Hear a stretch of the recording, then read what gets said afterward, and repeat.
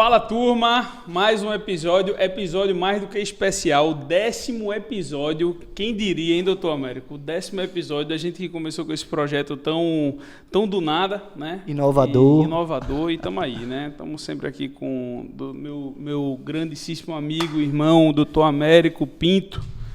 E aí, irmão, quem é que está aqui com a gente hoje? É uma grande alegria poder estar aqui participando de mais um episódio do RPCast, doutor Celso, sempre ao seu lado. Sempre muito aprendizado que a gente tem quando senta desse lado da bancada. Sempre uma alegria. A gente tem cada vez mais falado menos, né? Nas conversas. Verdade. Então é bom, que é muito aprendizado. E eu tenho certeza que a gente vai aprender muito na conversa de hoje. Vocês vão ter um tema muito bacana aqui hoje para ser abordado. A gente vai ter uma convidada, dessa vez é mulher.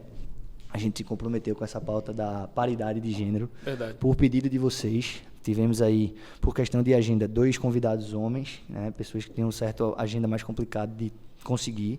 E agora vamos fazer 2 mulheres, né? Perfeito. E vem agora, apresento a vocês a nossa convidada de hoje. Ela é a doutora Thaís Diniz, 30 anos, recifense, mãe da Sofia. É advogada formada pela UniaESO, pós-graduando em Direito Digital pela PUC-Rio, é sócia no escritório Rio Jurídico, atua há mais de 6 anos assessorando artistas, eventos, festivais de música e criadores de conteúdo, com foco em contratos, propriedade intelectual e direito tributário. Então vejam só a quantidade de coisa que a gente vai abordar aqui hoje. Eu tenho certeza que vai ser um grande episódio. Hoje uma satisfação receber você aqui, Thaís. Eu que agradeço pelo convite, pessoal. É uma satisfação estar aqui e também acompanhar de perto, né, o trabalho de vocês, não só no escritório. Eu já tinha contato com o Américo, tive essa oportunidade de conhecer vocês, Celso, mas também trazer para cá essa iniciativa de difundir informação, alcançar profissionais, estudantes. Então, assim, tenho realmente que parabenizá-los. A gente estava tentando essa agenda com Thaís desde setembro do ano passado. Foi mesmo. Né? Eu lembro que estava conversando com ela justamente nessa pauta do direito público, da parte do direito do entretenimento, de show, etc., que é algo diferente, né? Principalmente essa pauta de Thaís. E a gente vinha tentando desde setembro do ano passado. Aí acabou que Arthur nasceu, meu filho.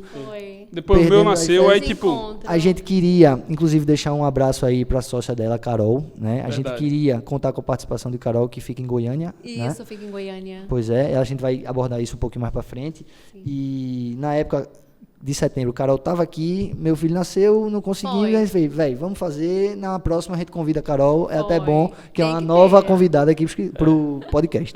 E os temas da gente se conversam muito, né? Muito. São temas que caminham juntos, né? A gente pode até dizer assim, né, Thaís? Sim. Só para concluir, eu queria agradecer do fundo do meu coração a todos os patrocinadores desse projeto, do RPCast. Sem vocês, isso aqui não seria possível. Verdade. Obrigado a todos vocês por acreditarem em nós. Alguns já vão conosco no 10º episódio. Verdade. Temos hoje a participação de 2 novos patrocinadores. Queria agradecer, a gente vai abordar um pouco cada um no decorrer do episódio, mas queria agradecer nominalmente a Tecnographic, Belgo Cercas, Equipe Tech, VR Invest e ADX Company por acreditar nesse projeto, por chegar junto e por realmente estar conosco nessa caminhada. Valeu, e sem vocês isso não seria possível. Verdade. Inclusive, coisa boa. Tem um presente aqui, a gente está no mês das mães. Verdade, né? Mês de maio. Domingo foi Dia das Mães. Eu queria presentear você, Thaís, com esse mimo aí do nosso patrocinador Tecnographic. Obrigado, meu parceiro Biano. Né, doutor Celso? Valeu, Biano. Grande Biano, a gente almoçou junto aí essa Show de semana. bola. Sempre uma grande figura. Ele já mandou aí, limpo, organizado, já é pronto para você tomar uso. agora no podcast conosco. Tá aí sem o copinho. Lindo. Quanta gentileza. Muito obrigada, sério. Muito obrigada, gente. Tá aí, ó, mais um presente do Dia das Mães. Show, agradeço. Você. E assim, uma coisa, né? Porque quem é mãe e tem filho e trabalha nessa correria louca, então a gente realmente se sente muito bem cuidada quando a gente recebe um símbolo desse como um presente. Por quê? Porque muitas vezes a gente na correria esquece da gente mesmo. Então, Verdade. esquece e lembrar.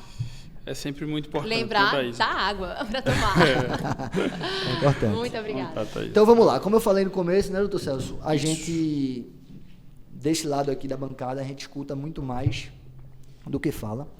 E vamos começar o primeiro bloco do podcast falando da sua trajetória. E esse bloco é um oferecimento do nosso patrocinador Belgo Cercas. Agradecer aos amigos Dimas e Marcelo por acreditar no projeto. Tu já visse aquela cerca lá da Via Mangue? Verdinha, de um lado do outro? Sim, pronto. Já. São os caras que colocam. Eles são Arena Pernambuco. Então, todo o gradil que você tiver para botar na sua casa de campo, casa de praia, prédios, grandes empreendimentos, fala com o pessoal da Belo Cercas que são top. Top. Então, vamos lá. Deixa eu beber só um pouquinho de água aqui, rapidinho. Porra, vai ter que dar uma conta de um, velho. Tô meio doente, velho. Ele tava querendo tossir. E segurando pra tossir no segurando. Quando eu vi ele falhou, mas eu digo, oxe, o que foi isso? Ai, meu Deus. Pronto. Imagina. Isso não vivia ser top. Não vivia ser top. Making off, não é? Pois é. Ai. Pronto. Foi? Caralho, recupera. Véio. Vamos lá. Minha gente, ele não parece que é assim, não. E no ao vivo o cara resolve isso assim mesmo, pai. Tem que ficar rindo, tirando onda. Se acaba. Vamos lá. Começa da onde? Exatamente. Como é que foi sua jornada até se tornar advogada? Começa por aí. Vamos lá. Thaís, e aí? Me conta um pouco de como é que você virou advogada, do porquê tu virou advogada, né? Por que escolher essa profissão? Cada um tem um porquê. A gente gosta de entender muito porque traz muito das decisões humanas, de fato, né? O que fez a gente ir chegar pelo caminho aqui que a gente faz, pelo que a gente faz, né? Então, contextualiza aí, fica à vontade, conta desde o início, se quiser contar, teve um episódio desde a época da escola, fica à vontade, tá? Então vamos lá, tem história. Então, eu comecei a trabalhar desde os meus 16 anos. Eu e minha mãe eram muito unidas, meu pai saiu de casa, era muito cedo, então minha mãe é uma nutricionista competentíssima, mas teve um momento na nossa fase da nossa vida que às vezes eu olhei e fiz, não, eu preciso trabalhar junto com ela e a gente vai seguir junto aqui. Então, desde aquela idade, eu já estava ali, enturmada em alguns trabalhos, seja em promoção de eventos. Era muito engraçado que naquela época era muito físico, então era aquela coisa assim, pegar uma lista de telefone, pegar o telefone, sair ligando para cada convidado, dizendo, não sei se está confirmado para o evento, não sei o quê, não. Então tinha muito disso. E tanto eu também, às vezes, montava um bazar, pegava algumas coisas e ia vender de roupa para as amigas. Então, assim, era uma coisa muito de união mesmo dentro da minha casa. Sempre fomos muito nós duas. Então, a minha história ela começa de trabalho. Antes de falar da advocacia, antes de ingressar na faculdade de Direito, o que minha mãe sempre colocou como algo primordial na vida dela, né, garantir a minha educação, foi isso, né, a gente realmente lutando. E quando eu entrei na faculdade, logo assim nos primeiros períodos, terceiro período, antes de conseguir meu primeiro emprego, eu tive a notícia que eu ia ser mãe. Então, terceiro período, grávida. E aí vem sempre aqueles questionamentos. E agora? E agora? Eu vou conseguir? Então, novamente, estava lá minha mãe e ela disse, olha, tu não vai parar de estudar, tu vai continuar e a gente vai dar um jeito. Você não vai parar. Então, tá certo. E a gente olha assim e pensa que não vai ter força para realmente conduzir toda aquela situação. Mas assim, não, eu não vou parar e sou muito grata, porque realmente fui muito acolhida, muito assistida e segui. Então, era aquela rotina. Faculdade de manhã, à tarde estava no trabalho, à noite era Sofia. Sem brincadeira.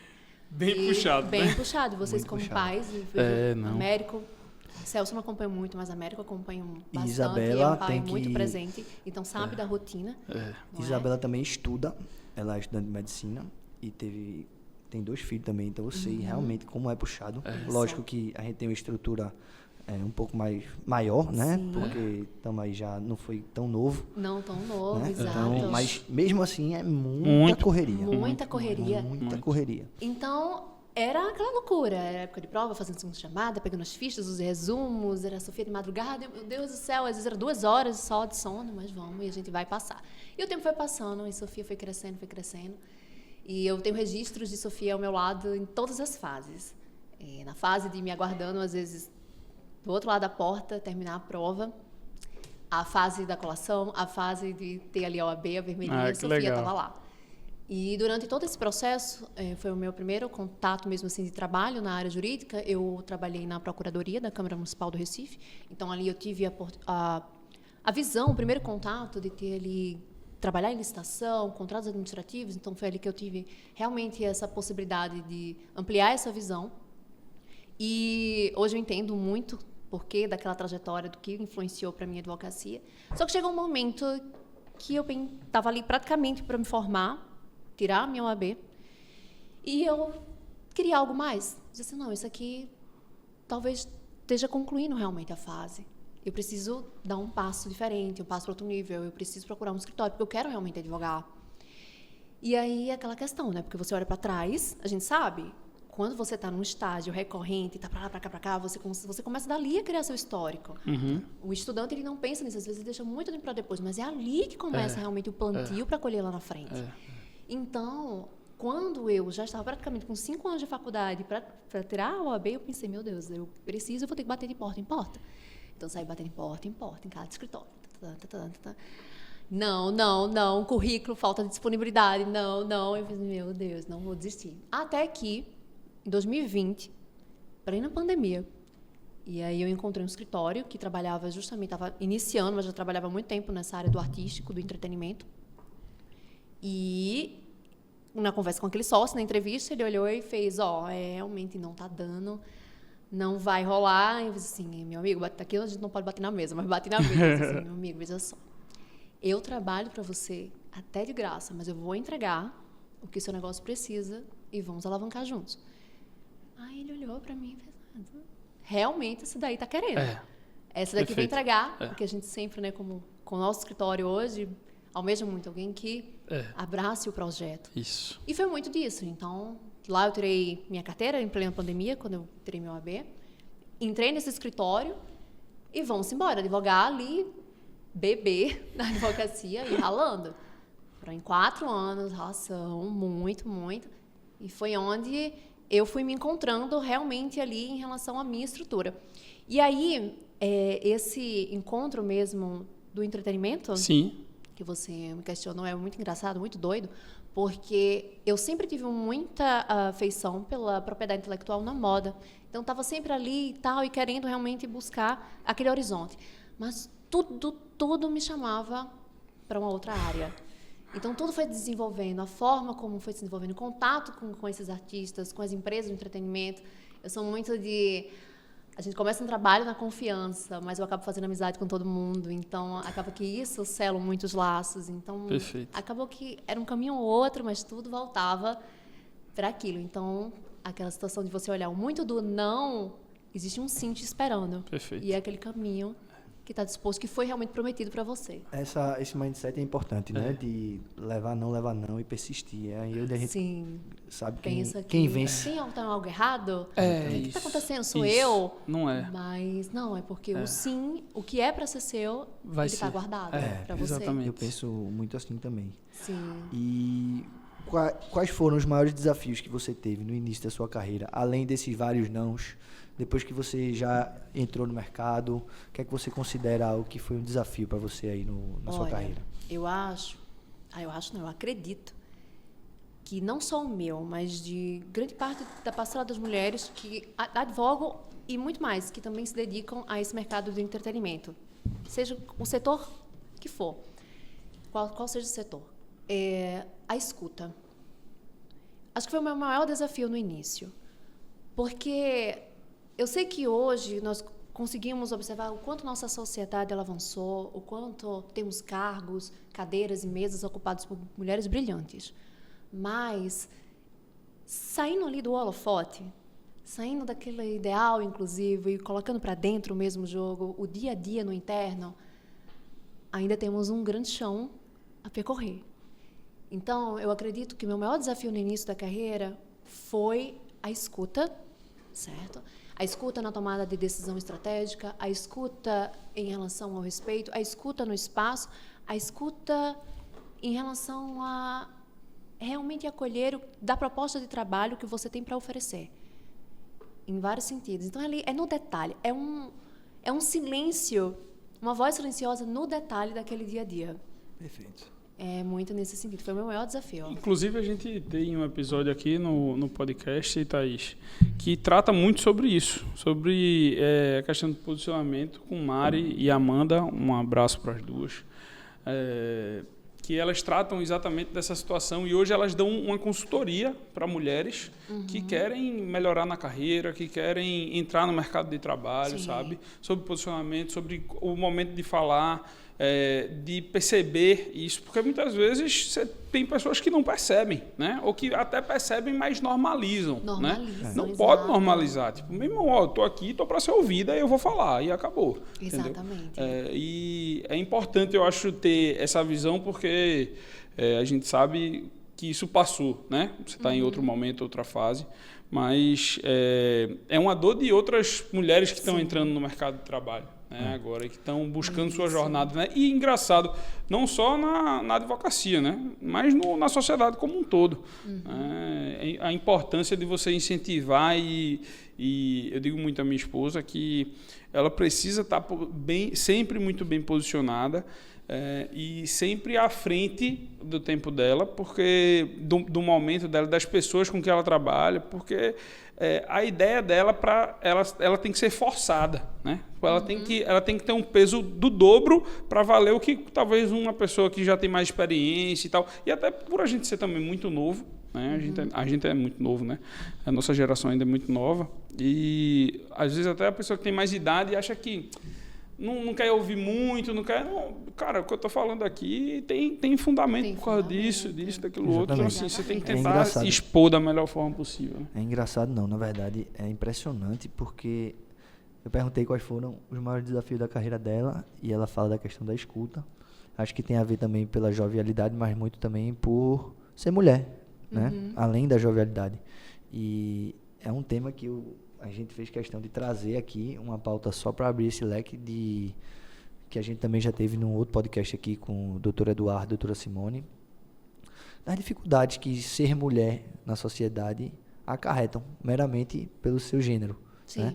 E aí, organicamente, ela diz que uma das maiores dificuldades é a escuta, que está alinhada a tudo isso. Então, a gente vai abordar isso um pouco mais a fundo mais para frente. Mas para você ver como essa pauta é importante, e toda vez que a gente traz uma mulher aqui, é por isso que a gente faz questão de realmente ter mulheres aqui cada vez mais, né? Para ter essa paridade e saber entender também o lado do outro, porque às vezes a gente, como homem, passa muita coisa despercebido que é enraizado. E não é maldade, é da sociedade, entendeu? Então, assim, cada vez que a gente tem uma conversa com a mulher, eu pelo menos, minha cabeça fica borbulhando e abre muito minha cabeça. A gente nem aprofundou isso ainda, mas só na primeira pergunta que eu vi, você já disse que tem uma coisa a ver com o seu gênero. Sim. Entendeu? Então são os detalhes. É um silêncio... E você diria... Fica à vontade. Você diria, na sua carreira, da sua formação especificamente, que houve algum momento decisivo durante toda a sua trajetória de formação? Você fala em relação à minha formação para virar essa chave de abrir meu escritório, empreender na advocacia? Até hoje, na sua momento, trajetória, teria alguma situação que foi um momento decisivo para você? Seja sair do escritório e abrir o seu, seja seguir firme quando estava grávida no momento de desistir, algo que você diz assim, se esse momento foi um momento chave na minha vida e na trajetória. Olha, é profunda essa pergunta, porque eu tenho vários momentos de várias chaves, cada uma com a sua particularidade e importância. Acho que a primeira dessas chaves foi muito Sofia. Sofia, ela veio como um despertar na minha vida. Eu brinco muito que eu fiz 30 aos 19 anos e hoje eu tenho 30 querendo viver um pouco dos 19. Muito disso. Então, assim, ela sempre foi a minha fonte de fé, de resiliência. E ali já foi um grande despertar daquela saída abrupta de uma fim de adolescência para uma pré-fase adulta ali. Então, renúncias de várias formas. Mas foi de muita importância em relação a tudo que estava por vir na minha vida. A outra virada de chave também da minha formação foi essa decisão, como falei para vocês, daquela saída de um cenário de trabalhar em órgão público e realmente partir para uma advocacia que é algo completamente diferente. em todos os aspectos. Completamente diferente. E você ter um currículo branco e encarar com os 2 pés. Então, assim, para mim foi também de aquilo que vem do peito mesmo, do momento. Você fica inquieto quando aquele canto não te cabe mais. Abre algo em você que diz, tu tem que ir, a decisão cabe contigo e te empurra. Então, foi outro momento. E um momento também decisivo de, novamente, mesmo num grande escritório, o qual eu passei anos, foi uma grande escola para mim, ali tive a oportunidade, até hoje eu levo grandes amigos do mercado, mas ali chegou um momento que eu fiz, não, daqui eu aprendi tudo que eu tinha para aprender, eu preciso seguir. Foi onde eu também encontrei, a gente fala muito do esteja no lugar certo, na hora certa, com as pessoas certas. Foi muito o que aconteceu da minha vida, porque da trajetória que eu tenho muito orgulho de falar, mas a trajetória que eu tive, para mim isso foi o ar do encontro, porque eu realmente fui colocada em tantos nãos, o sim veio no local certo, na hora certa, com as pessoas certas, para eu trabalhar com pessoas, enfim, clientes que, na minha antiga realidade, eu não imaginaria como iria alcançar, mas pelo meu mérito também. E ali foi a arte também do encontro, porque eu encontrei Carol, a minha sócia, minha parceira de trabalho aí, enfim, uma grande amiga, e temos histórias muito parecidas. E a gente seguiu, a gente realmente encarou ali, olhou uma para a outra e fez, olha, eu acho que é hora da gente partir. A gente tem uma voz diferente, a gente tem um jeito diferente, a gente quer propor para o mercado algo diferente. Então, de novo, aquele sentimento. Mas uma virada de chave na nossa formação. E nosso escritório vai completar 2 anos, já. E foi isso, a virada de chave. Gigante. Vamos com os 2 pés, sem nenhuma garantia. Gigante. Ai, foi os 2 pés. A gente realmente olhou assim, uma para a outra e fez, vamos, bora. Como é que tá? Tá assim. Vamos embora. A coragem no bolso Parecido e vamos. Com a gente. Tem que ser com os 2 pés. Hoje, essa semana... Sem plano B. Exatamente, perfeito. Essa semana a gente teve Perfeito. com uns advogados parceiros aí da Paraíba, que também estão nessa fase de transição de carreira. E conversando lá no escritório, eu disse para eles, vejam, só vai acontecer quando não tiver plano B. E quando o seu escritório for a sua prioridade. A gente teve escritório enquanto eu trabalhava na prefeitura, no estado. Nós trabalhávamos no estado em determinado momento e o escritório sempre existiu. Mas nunca decolou. Porque o que era o plano A? Era o que pagava o nosso salário todo mês. E tem que ser responsável em relação a isso. Quando a gente jogou tudo para cima e fez assim, meu amigo, ou Vamos vai ou viver da racha. gente mesmo, acabou-se. Que realmente o negócio andou. Sim, E foi o que eu disse para eles. Enquanto vocês estiverem, não estou mandando ninguém jogar tudo para cima com irresponsabilidade nem nada. Mas só vai avançar e só vai crescer quando você dedicar toda a sua energia para aquilo. Sim. E precisa de coragem, né? Muita. Para tomar decisão, né? Se fosse fácil, tava todo mundo aí. Todo mundo à torta e à direita, abrindo seu escritório, metendo as caras. Sim. Não é. É uma realidade completamente diferente. Eu nunca fui muito a favor daquela bandeira de acreditar muito. Vem empreender, aquele romantismo, né? Como as pessoas colocam. Não, eu acho que tem muito de perfil. Você tem que encarar a verdade, o que você quer para sua vida, o que combina com sua realidade, seu dia a dia, sua perspectiva de tudo, de tempo, de disponibilidade. Porque você abrir, realmente assim, eu quero abrir a minha vida, eu vou empreender. É assim onde eu me encontro, é onde há a verdade na minha vida, sentido. Pode ter certeza, você vai abrir boa parcela de espaço da sua vida pessoal, entendeu? Da sua disponibilidade. Porque faz parte. Faz parte. Faz parte do show. Depende de você, cada ato, a água que você toma, o dia de amanhã, o salário da equipe, é você, então não Pessoas tem como. dependendo de você. Pessoas dependendo de você. O sócio sempre, no final das contas, quando está começando principalmente, é o que se lasca, né? Sim. A gente demorou para começar a tirar dinheiro pra gente. E tá tudo bem, faz parte. Faz muito parte. Então o cara tem que ter coragem, feito o Celso disse. Sim, coragem. Muitas vezes a gente paga a equipe e vai vivendo. A gente paga porque a gente pensa, investir aqui é investimento de tempo, porque eu preciso estar ali, eu preciso naquela mesa, eu preciso estar naquela reunião. Então tudo faz parte de um plano de investimento. A gente não encara isso como um gasto, mas a gente sabe que, no fim das contas, vamos sustentando. E só saber sustentar. ter visão e saber onde quer chegar. É muito Saber importante. onde tu vai chegar. Exatamente. Porque é isso que sustenta. Você ter o horizonte determinado. Isso. Então isso te faz É caminhar. a esperança, tá ligado? É a esperança de você chegar. Qualquer ser humano que não tem esperança para algo, acabou-se. Tipo, é o fim. Tipo, é o fim de tudo. Quando você perde a esperança num relacionamento, é o fim. Quando você perde a esperança num negócio, é o fim. Na vida, é o fim. Tipo, tudo que você perde a esperança. E por isso que você tem que ter a visão, realmente, eu quero chegar lá. E lá eu vou chegar, eu sei trilhar. Se eu não souber trilhar, eu vou fazer como? Tipo, eu vou inventar um caminho para chegar lá. Eu vou dar um jeito, eu vou aprender. Pois é. Feito você disse hoje de manhã. Eu tô gostando dessa história do caba dar o passo e Deus dá o chão. Deus dá o Exatamente. chão. Eu falei isso hoje de manhã. Eu disse, Nossa. eu tô muito nessa vibe, eu não sei por que botaram o problema que você não pode dar um passo maior do que a perna. Sim. Aí tudo bem. Mas enquanto sua perna estiver dando, rapaz, bota o pé, velho. Que Deus dá o chão aí. Vamos arrumando. Nossa, Eu penso assim E também. na nossa história, Sempre foi assim. nunca deu errado. Olha, Deus sempre deu o chão. Deus sempre o Rogério. na minha história com a Carol, na Rio, sempre também foi assim. Bora dar o pé, vamos dar o passo, Deus dá o chão. E aproveitando E para... tá aí, estamos aqui. Estamos né? aqui. Estamos aqui contando a história. E assim, estamos no início contando a história. No início, você falou 2 anos aí, nosso escritório tem 3, recém-completados. Então, o Mequinho tem 2 anos, é um bebezinho.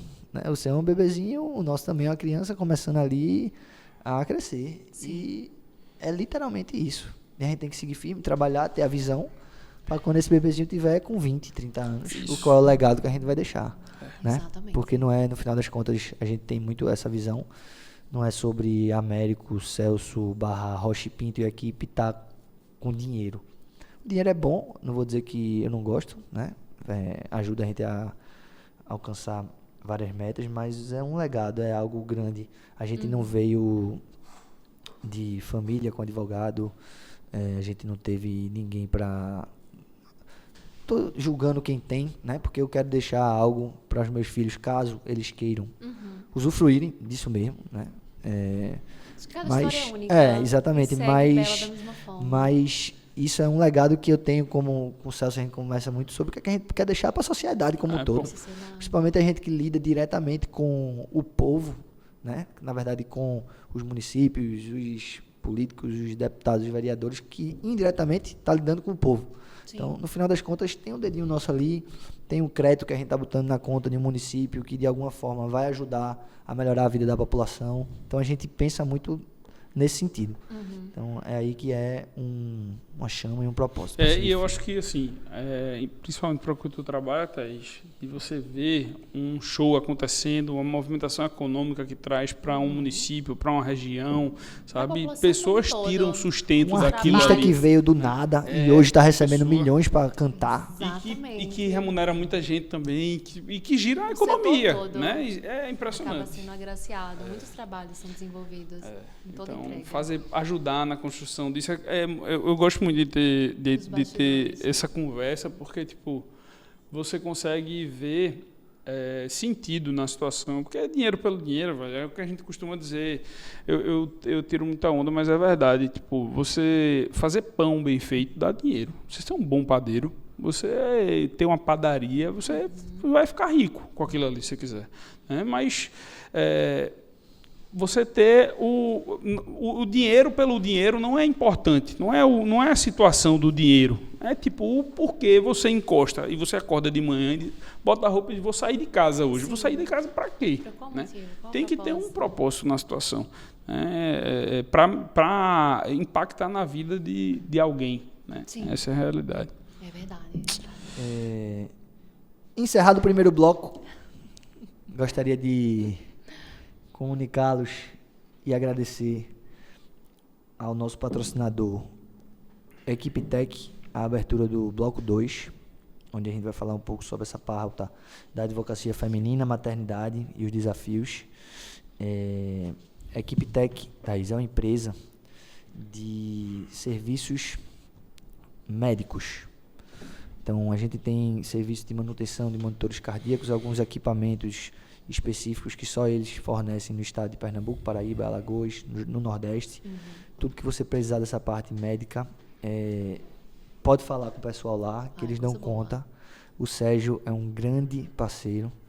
Grande Poderíamos amigo. dizer que é o primeiro cliente. Nosso primeiro cliente. Com a gente até hoje. Desde que o bebezinho nasceu. Verdade. A gente já passou por poucas e boas juntos. Né? A advocacia Poucas tem e boas. é Poucas sobre e isso. boas. E só a gente sabe. É sobre histórias. Sobre história, sobre confiança. Tenho muito. Eu fico muito feliz. Eu falo assim, toda vez que eu falo, eu lembro da trajetória. E quanto a gente vai seguir firme junto aí, que eu tenho certeza que é algo longevo. E eu preciso agradecer aí, amigo, pela... Apoio de sempre.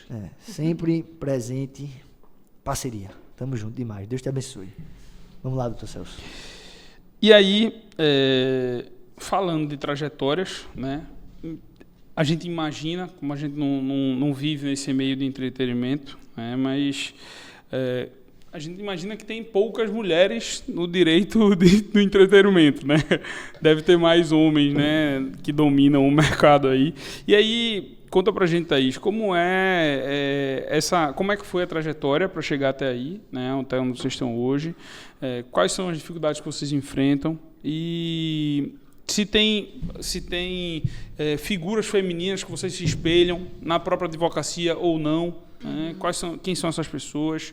Quem é que são os exemplos de vocês? Né? A gente queria entender um pouquinho de tudo isso. Ai, coisa...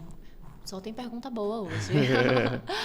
Mas, Celso, Américo, eu contei um pouco para vocês de como foi esse encontro com o entretenimento.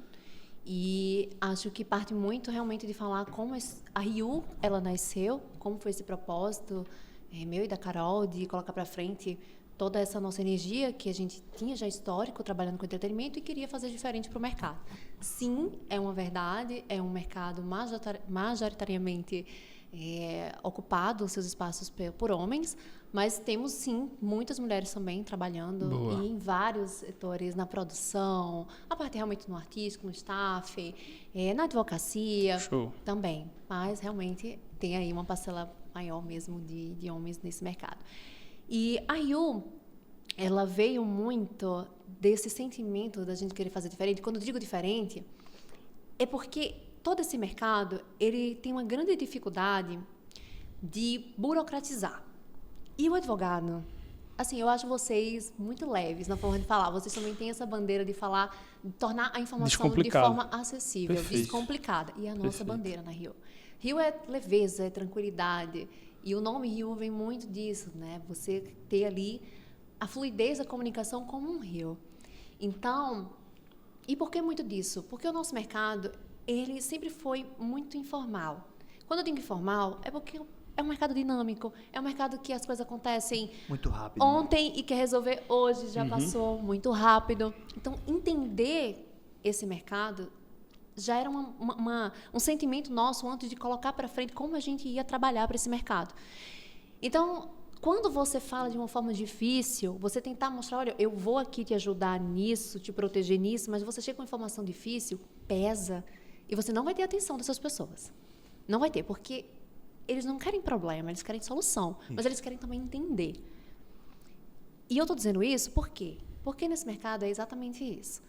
Existem, lógico, pessoas que tiveram ali, teve um acesso, mas outras pessoas realmente não tiveram aquela possibilidade de histórico, de acesso, não entende aquele juridiquês pesado, mas são grandes empresários, sim, de artistas, de empresas de entretenimento. Que ganharam dinheiro e precisam de acesso. Sim. Então, nossa bandeira vem muito de transmitir essa informação de uma forma acessível, de chegar nesse público trazendo soluções jurídicas que eles realmente se sintam acolhidos e entendidos. Perfeito.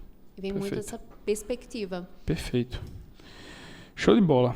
Eu queria aproveitar aí, doutor Celso, que a gente está falando dessa pauta feminina e trazer também, primeiramente, desejar, atrasado, mas do coração, um feliz Dia das Mães. Para todas as mães. Para todas as mães. As nossas. Especificamente para minha mãe. Para mim também, por favor. Te amo muito, meu amor. Tudo que eu sou hoje eu devo a você. A minha esposa, que é mãe de 2. Verdade. A minha esposa, que é mãe de 1. Uma grande a Thaís. Mãe. A Thaís também. Que é uma mãe. Sofia. A mãe da Sofia. Perfeito, Thaís. Né? E aproveitar aí esse gancho do Dia das Mães para falar o seguinte. Você falou um pouco, né, da questão de como foi na faculdade da maternidade com a Sofia. Você era muito nova e tal.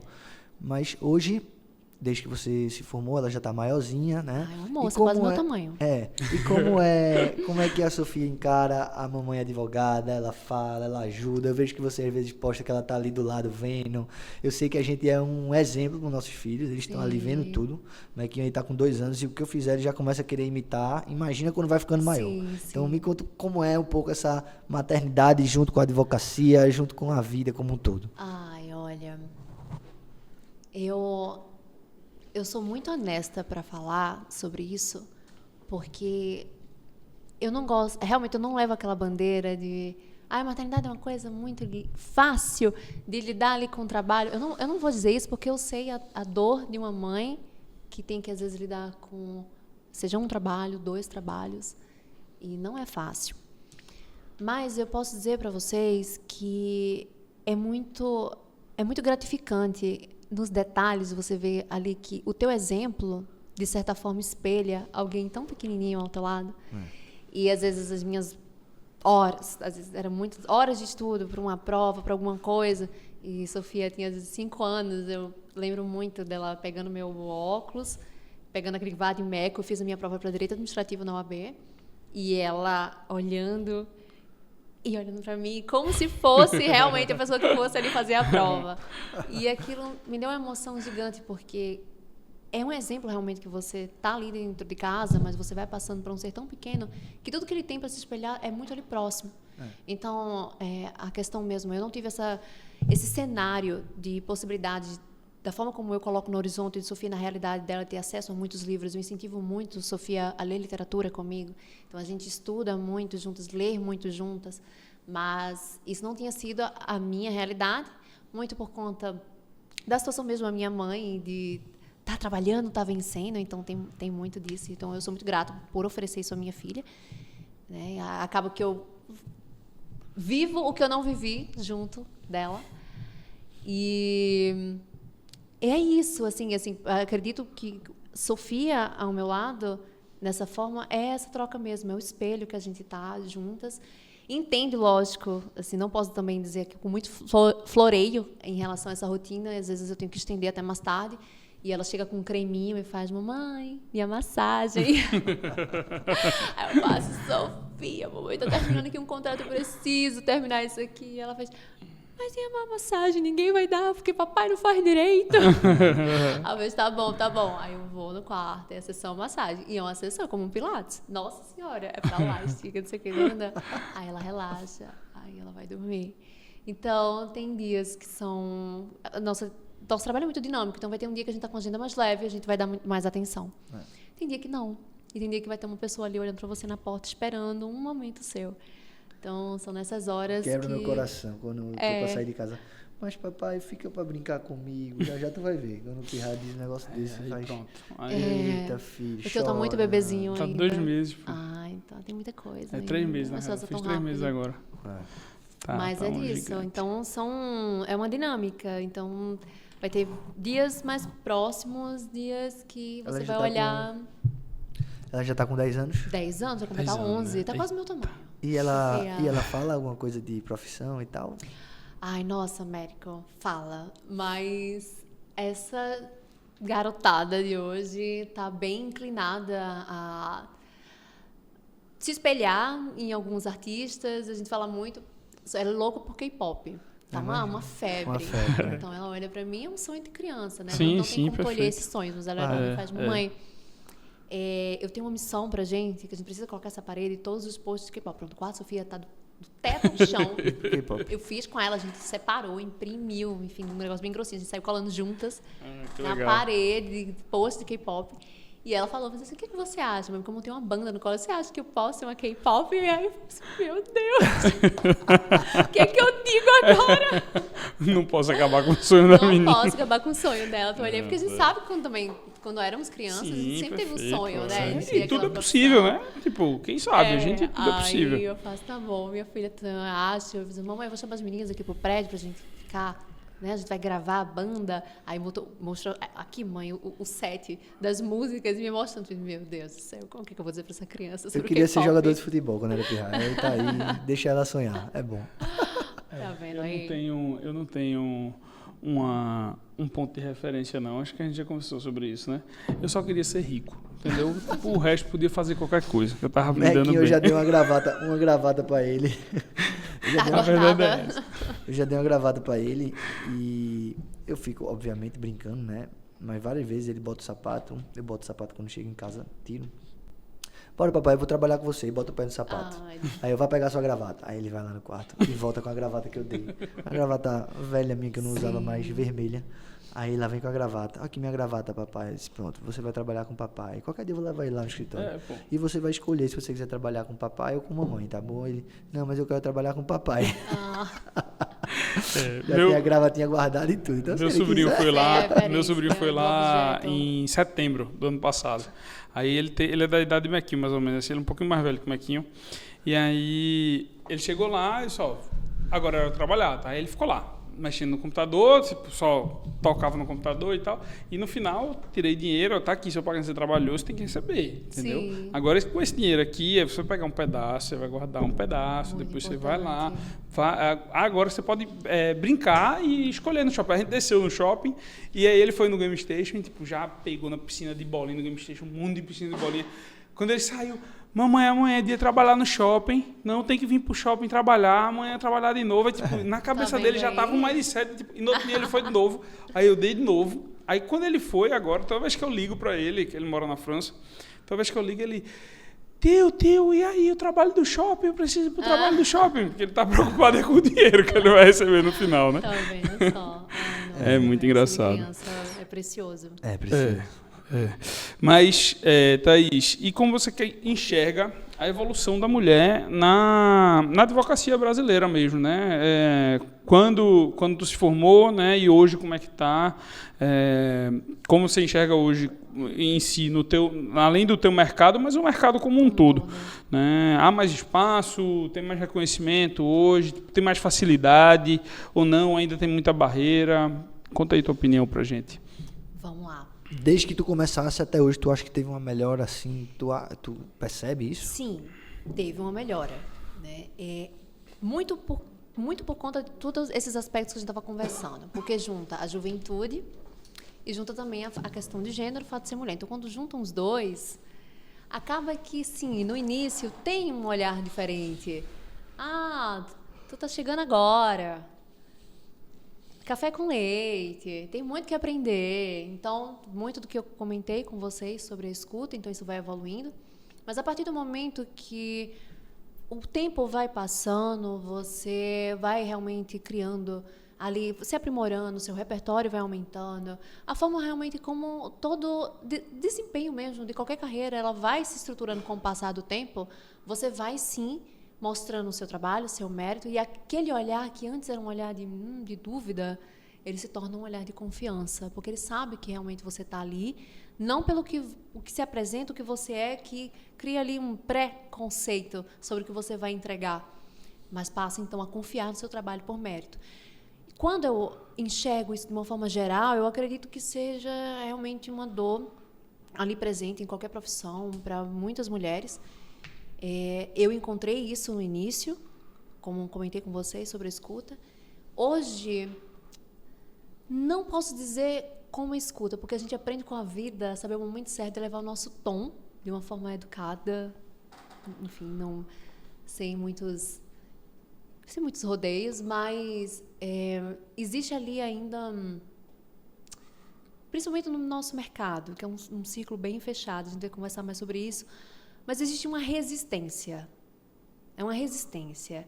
Até que ponto realmente a pessoa consegue conversar com você sem levar em consideração o seu ego, a sua história. Então, é muito do que eu encontro hoje.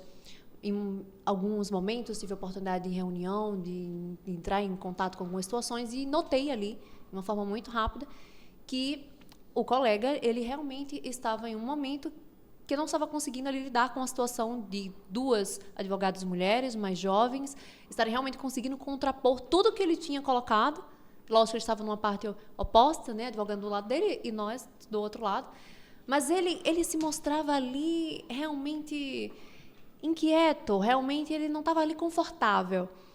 E nós estávamos avançando em relação a como é que a gente ia defender, mas a gente sentiu esse incômodo. Então, muito fala sobre ele era um homem mais velho, então muito fala sobre até que ponto, ainda em negociações, ainda em trocas entre equipes jurídicas, essa questão de gênero, ela vai realmente ser colocada à mesa de uma maneira que não sobrepõe o que é realmente a realidade, entendeu? E realmente que isso não seja levado em consideração a ter um olhar do seu mérito, do que você tem ali para entregar. Acho que hoje é isso, não é mais meu problema, mas é a escuta. É uma coisa que a gente evolui com a maturidade e a gente sabe o momento que a nossa voz ela precisa ser colocada para ser escutada e impor a nossa participação. Mas dizer que, do outro lado, não tem ali uma briga de ego, em alguns momentos, não são todos, para poder dar espaço, aí seria realmente uma mentira da minha parte não dizer que isso acontece. Acontece ainda. Eu imagino. E o que é que você acha que são os maiores desafios da nova geração de advogados hoje? E como as redes sociais podem ajudar esses advogados? A gente sabe que você produz conteúdo. O Ryu ou a Ryu? A Ryu. A Ryu é muito engajada nas redes sociais. Sim. Nós também somos. Sim. E precisamos sempre seguir nesse caminho. Fala um pouco sobre isso, sua visão, o que você acha que são as dificuldades de quem está começando agora e como as redes sociais podem ajudar nesse sentido. Américo, toda vez que me vem à mente em falar sobre o jovem advogado, que tudo à frente dele são muitas informações, principalmente nesse cenário que a gente vive hoje, de muito sobrecarregado de informações, é todo mundo querendo um pouco de atenção. E eu sinto que isso gera para o jovem advogado aquela necessidade de como se fosse uma corrida para também ocupar aqueles espaços. E que muito não sabe ele, tão jovem, que não é que ele não possa ocupar, ele deve ocupar, e há espaço para todo mundo. Mas a coerência do repertório e a legitimidade das informações são duas coisas que esse jovem advogado nunca pode esquecer. Então, às vezes, está ali aquela confusão de informação e é muito levado pelo romantismo do trabalho, pela forma como aquele profissional que ele se inspira fala e ele quer repetir porque acha que está certo, mas ele não para estudar primeiro, não para validar aquela informação e só está repetindo. Então, para responder a primeira pergunta sobre o que o jovem advogado poderia levar em consideração antes de entrar nesse mundo que há espaço para ele, ele deve seguir porque não há volta, é exatamente isso, é a coerência do repertório e a legitimidade das informações. E sobre esse cenário que vivemos hoje em relação à produção de conteúdo, é um caminho sem volta. Eu acho que, por mais que ambos os escritórios aqui temos clientes ainda que surgem do boca a boca, da velha indicação, da confiança, e são muito aqueles clientes que ficam com a gente por muito tempo. Acredito que é o cliente que mais realmente é fiel a estar caminhando conosco do que aquele que chega realmente com a conversão do digital que chega, mas a gente conquista, mas a conquista há também espaço para isso. Nada melhor que o boca a boca. Não é? Eu acho isso. E assim, a gente particularmente tem poucos clientes do digital. Poucos. Acho que tem pontuais clientes. Pontuais clientes, porque a nossa produção de conteúdo hoje é muito mais para validar posicionamento. Sim. Acredito até, não sei vocês, mas eu acho que é semelhante. É mais para um boca a boca, que alguém indicou, que vai lá olhar e está presente. E está presente. E se não tiver presente, está morto. Está morto. Porque não existe, né? Não existe. Tipo, se você não estiver no meio digital, tipo, não tem como ver como aquela pessoa fala, como ele se posiciona, né? Exatamente. Tipo, até para ver se, muitas das vezes, o que a gente comunica na rede social se comunica com o cliente, né? O cliente tem que se ver ali também, né? Ele tem que, tipo, será que essa fala ou esse assunto aqui se conecta com o meu ou não? Tipo, ou é algo desconexo, porque não adianta nem eu conversar, né? E se você não está no meio digital, tipo, a pessoa não sei como é que eu vou fazer, eu vou lá no escuro. Né? Exatamente. Quem não é visto não é lembrado. Não é lembrado, é verdade. Então, é muito dessa visão mesmo, de colocar os pés no chão, de que é um mundo, sim, que não tem volta, que está realmente posicionado, vai te dar realmente os louros, tem a gratificação, mas não achar que o trabalho realmente daquele dia a dia, da história que é construída, que existe um processo pode realmente ficar escanteado em comparação a um trabalho que acho que só aquela vitrine é que vai realmente trazer os clientes e etc. Não esqueçam realmente do dia a dia do processo, que existe um bom offline, um bom serviço prestado, que o offline ele é muito importante. Então, é muito dessa perspectiva que eu tenho da ilusão, de não ter essa ilusão pelo digital, mas saber de forma estratégica como utilizar, com coerência de repertório, com legitimidade de informação. Eu acho que tem tudo a agregar valor, mas o conjunto completo. Perfeito, perfeito. É exatamente a visão de empresa, né? Tipo, não é a visão de uma pessoa física fazendo algo. É uma empresa construindo algo, né? Então tem que ter várias frentes, tem que ter várias validações. São várias coisas que são validadas para a gente atingir um objetivo só, né? E aí, Thaís, qual é o conselho que você daria para jovens advogadas que estão começando aí, em especial aquelas que sonham em ter uma atuação marcante como a sua? Obrigada. O meu conselho que eu daria para uma jovem advogada, pensando aqui, que ela não tenha medo de impor a sua voz, que ela saiba que ela deve sim conquistar o seu espaço, que no momento certo ela pode elevar um pouco o tom da voz dela e que mesmo de uma forma irretocável e educada, ela vai sentir que em certos momentos será necessário. Mas é muito disso, que ela não tenha medo em relação a ocupar os seus espaços, os seus sonhos, e quando necessário levar um pouco o tom da sua voz. Perfeito. Fica a dica aí. Muito bom. Muito profundo. Seja firme. Muito profundo. Foi longe. Eu não imaginava que ia ser tão fundo quanto foi. Eu acho que, nossa, falar sobre isso é porque realmente tem muita história envolvida. Eu imagino. Eu acho que só realmente uma mulher escutando vai dizer, realmente. Tem momentos que não tem um terno que fale, né? Que eu falo muito sobre isso e tem muito papo para falar sobre a roupa, né? Sobre a roupa no ambiente de trabalho. Como isso são esses códigos. Não é aqui tá falando de dress code, falando dessa... Não, gente, não é isso. Mas falando como realmente a roupa comunica e como as pessoas... Muito de nós mulheres olhamos várias vezes no espelho e pensamos, meu Deus, como é que eu saio hoje? Para aquela pessoa realmente me escutar, me levar a sério, não achar que eu tenho um cara de menina, né? Então... Nossa, perfeito. É uma bagagem... Comunica muito, disso. Né? A Américo tem uma situação de que você em 3 segundos, né? Eu não, é a ciência. Não, a ciência diz, né? Que em 3 segundos é o tempo que uma pessoa leva, uma pessoa que não lhe conhece, na primeira impressão. Na primeira impressão. Bater o olho 3 segundos. E aí esses 3 segundos vai ser seu sorriso, seu cabelo, seu óculos, sua roupa, se você tá mal amanhado, se não tá. Então você tem 3 segundos ali pro subconsciente da pessoa ver se lhe aceita ou não. Fica. E a imagem e o posicionamento diz muito, né? Sim. Por isso que, assim, principalmente na nossa profissão, a gente tem que andar estritamente sempre arrumado, alinhado, Sim. sempre. Hoje quase que a gente vem de fardinha.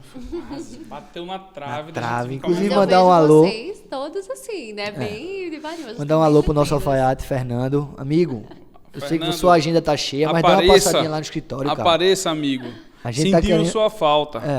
Acho que é tanto cliente que eu mando pra esse homem na turma no Instagram perguntando onde é que tu faz tuas camisas, espera aí. Se ele não enricou só com indicação tua, tá errado. E outra coisa, tá faltando cupom no próximo podcast, Fernando, eu vou cobrar a turma aí pra disponibilizar o cupom de desconto aí do Roche Pinto. Vamos fazer um gesto com a gente. Pra ajudar. Mas a gente se dá tem o luxo. Tem pro público feminino também, olha aí, viu? Tem, verdade. Fernando é top. Ele só tá muito rico, aí tá esquecendo dos amigos. Quando você tem... É porque a gente não é cliente importante, né? Quando ele só atende a alta sociedade, aí a gente fica lá no rabo da gata. Mas a gente realmente tem que estar ligado nisso. Homem, eu acho que é um pouco mais fácil, como você disse. A gente bota um terno, bota uma gravata. Fica mais fácil, não é? E tem um detalhe, eu acho também, que na mulher você tem que ter um repertório muito maior, né? Tipo, falar por duas, falar por dois, não é? Realmente... Porque assim, vocês têm que ter a roupa da segunda não pode repetir na terça, né? Sim. O homem, se botar um terno na segunda ou na terça, só botou a gravata nova, seguiu, mudou tudo. É verdade. Vocês têm que ter um repertório muito grande, tipo, vou vestir tal roupa e eu não posso repetir com esse mesmo grupo, nesse mesmo momento, né? Quase que eu atrapalhei, foi tudo aqui. Desculpa aí o pessoal do áudio. É interessante. Então vamos lá. Encerrado o segundo bloco, vamos entrando no terceiro, onde a gente vai falar mais profundamente sobre o seu nicho, Thaís, o direito do entretenimento, tá? E esse bloco é um oferecimento da patrocinadora VR Invest, uma empresa para você que quer investir no país, na Europa, né? Em Portugal, uma empresa portuguesa, é a empresa do meu pai, da minha madrasta. Beijo grande, obrigado por contribuir. É sempre bom a gente contar com a família em primeiro lugar. Esse é o patrocínio do nepotismo, é? Tudo que você quiser, imóveis, construção, essa questão de importação e exportação, é uma empresa que está aí há 2 anos no mercado e cada vez mais tem se consolidado, é algo que é muito interessante. Então você que está pensando em morar fora, quer fazer um investimento em Portugal, pega o @ deles, a gente vai colocar tudo aqui no link não, na descrição do nosso vídeo, para vocês acessarem, viu? Tamo junto, pai, te amo, beijo grande, viu, Fran? Valeu, Ronaldo. Vamos lá, Thaís. Vamos embora. Direito do entretenimento e direito público. Nossas áreas, de certa forma, se encontram. Em certo ponto, se encontram, né? A gente estava debatendo aqui um pouco antes de começar, mas antes da gente chegar nesse ponto de encontro, fala um pouco mais. O que um advogado do direito do entretenimento, quase que eu derrubo agora de novo, o que é que um advogado do direito do entretenimento faz, como um todo? Qual é a sua área de atuação? O que é que a RIU auxilia? Venda seu produto aqui pra gente agora. Tá certo, vamos embora. Vê só. Falar do advogado do entretenimento, eu consigo enxergar um profissional que ele trabalha de uma forma multidisciplinar. É como você pegar ali a área de contrato, a área de propriedade intelectual, empresarial, tributário. Cada profissional tem a sua especialidade, ou mais de uma, e que ele entrega toda aquela multiplicidade ali de áreas para um mercado, desenvolvido para o mercado do entretenimento. Então, quando a gente fala do entretenimento, a gente fala justamente disso. O meu caso mesmo, o meu escritório, né, a RIU, é um escritório que tem especialidade em música, mas tem também escritório de entretenimento que é especialidade no audiovisual. Então, realmente essa mescla, mesclando isso tudo, onde a gente vai encontrar a atuação do profissional, do advogado do entretenimento. E sobre a RIU... Então, só para entender, é um nicho dentro do nicho ainda, né? É um nicho dentro do nicho, exato, porque o entretenimento é gigante. Veja, quando a gente fala em entretenimento, a gente vai abrir a Lei Mãe. A Lei Mãe é a Lei de Direitos Autorais. Então, ali a gente tem realmente algo que vai ser protegido para o artista, algo que vai proteger o músico, o compositor, o produtor do audiovisual, que vai proteger as artes plásticas, que vai proteger o escritor. Então, é um leque gigante e que dentro desse leque, vários profissionais estão segmentados, entregando o serviço de uma forma multidisciplinar para aquele mercado.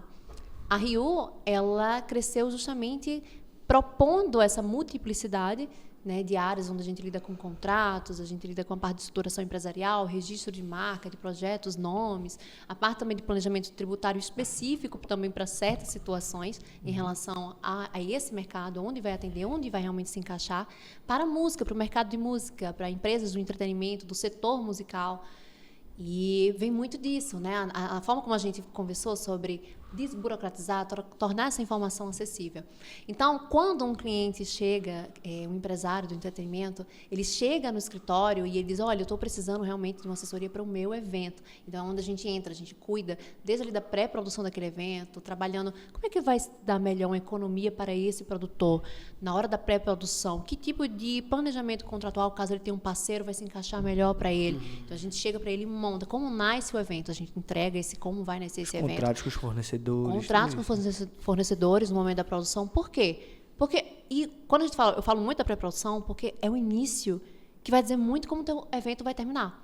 Se teu evento vai lucrar, começa aqui, como ele nasce. E isso, às vezes, passa muito despercebido.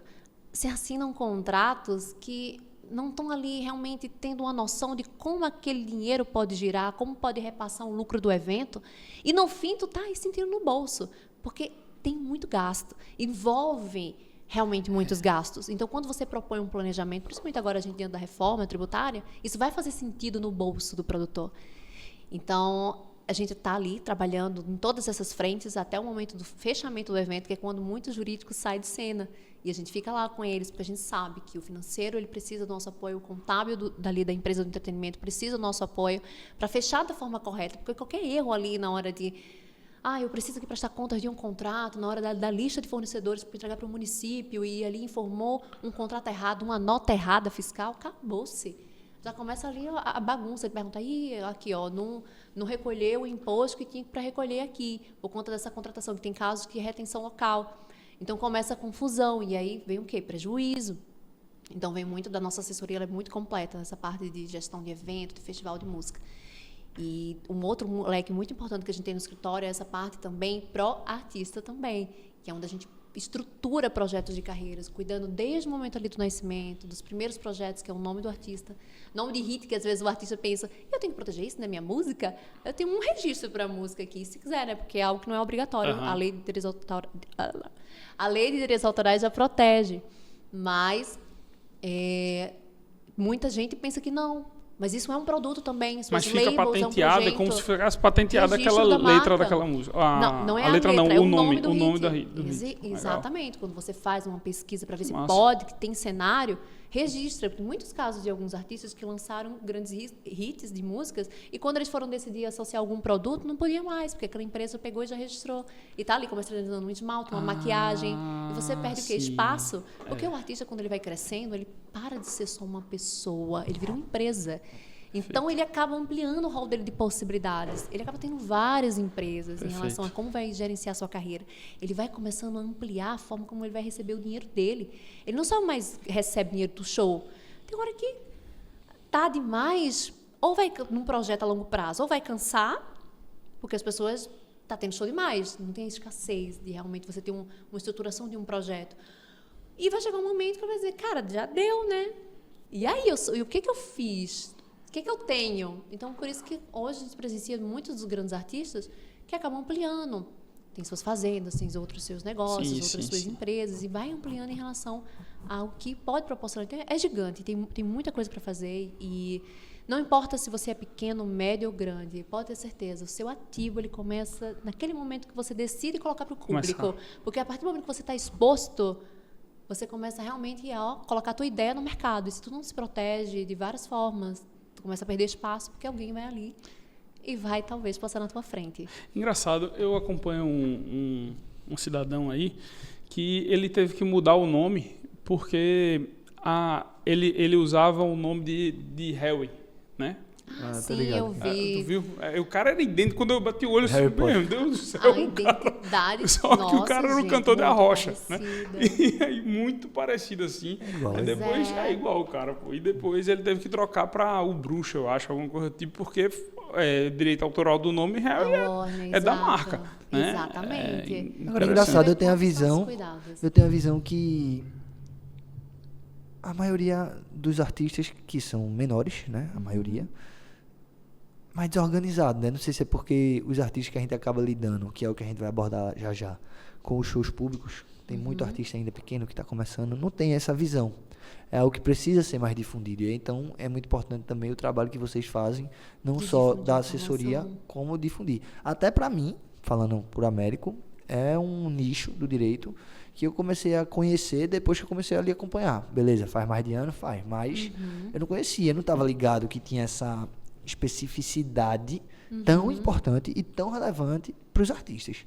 Mas tem muito importante. Tem muita. A gente tem um caso de uma cliente que chegou e, enfim, quando ela chegou, ela estava assim, realmente muito aperreada. A gente cuidou de uma saída dela de uma editora e ela era uma artista nova, sem saber, muito talentosa, mas sem saber realmente o que estava assinando. Tinha ali um suporte, mas um suporte que não deu a orientação adequada para ela. Se assinou de uma forma que ela se amarrou, que minha nossa senhora, que a gente olhou assim e disse assim, meu Deus. E ela estava tendo muito problema com essa editora que cuidava, né, da gestão das suas obras. E aí eu disse, a gente vai ter que estudar uma forma de te tirar daqui. Porque tu tá amarrada até tal dia. Colocar um cadeado aí nas tuas pernas. Mas vamos, de forma estratégica, montar realmente uma maneira de te tirar desse contrato. E foi muita forma como a gente trabalhou. de pegar realmente aqui que tá o estrago e vamos tentar ver como é que a gente vai conduzir essa saída. Enfim, e aí isso em relação a responde muito a questão da informação. Tem muita gente talentosa, mas tem muita gente que não tem noção do quanto tem de possibilidades e dos seus direitos em relação a proteger seu patrimônio. A pessoa, não, vou me juntar com fulano, bora, vamos fazer aqui uma música junto e tal, não sei o quê. Calma, tá tendo aí o quê? Uma coautoria na composição. Como é que vai ficar ajustado isso aqui?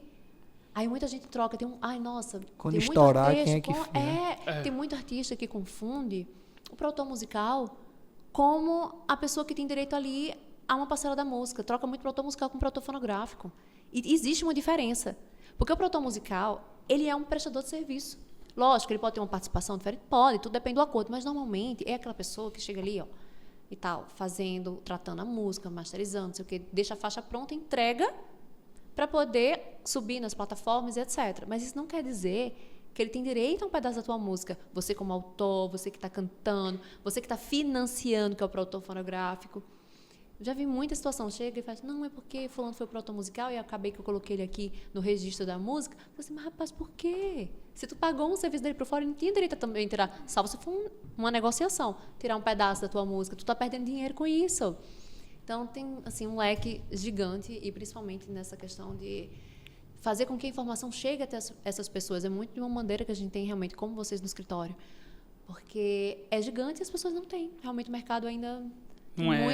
Não, tá falando aqui, tipo, eu vou pensando em várias pessoas que eu imagino que não fazem nem ideia. Tem não. Né? Tem, tipo, e até eu mesmo não tinha a menor percepção que, pô, você tem um impacto. Eu tinha noção, claro, para acompanhar o seu trabalho também, o pai de um amigo era advogado do ECAD. Sim.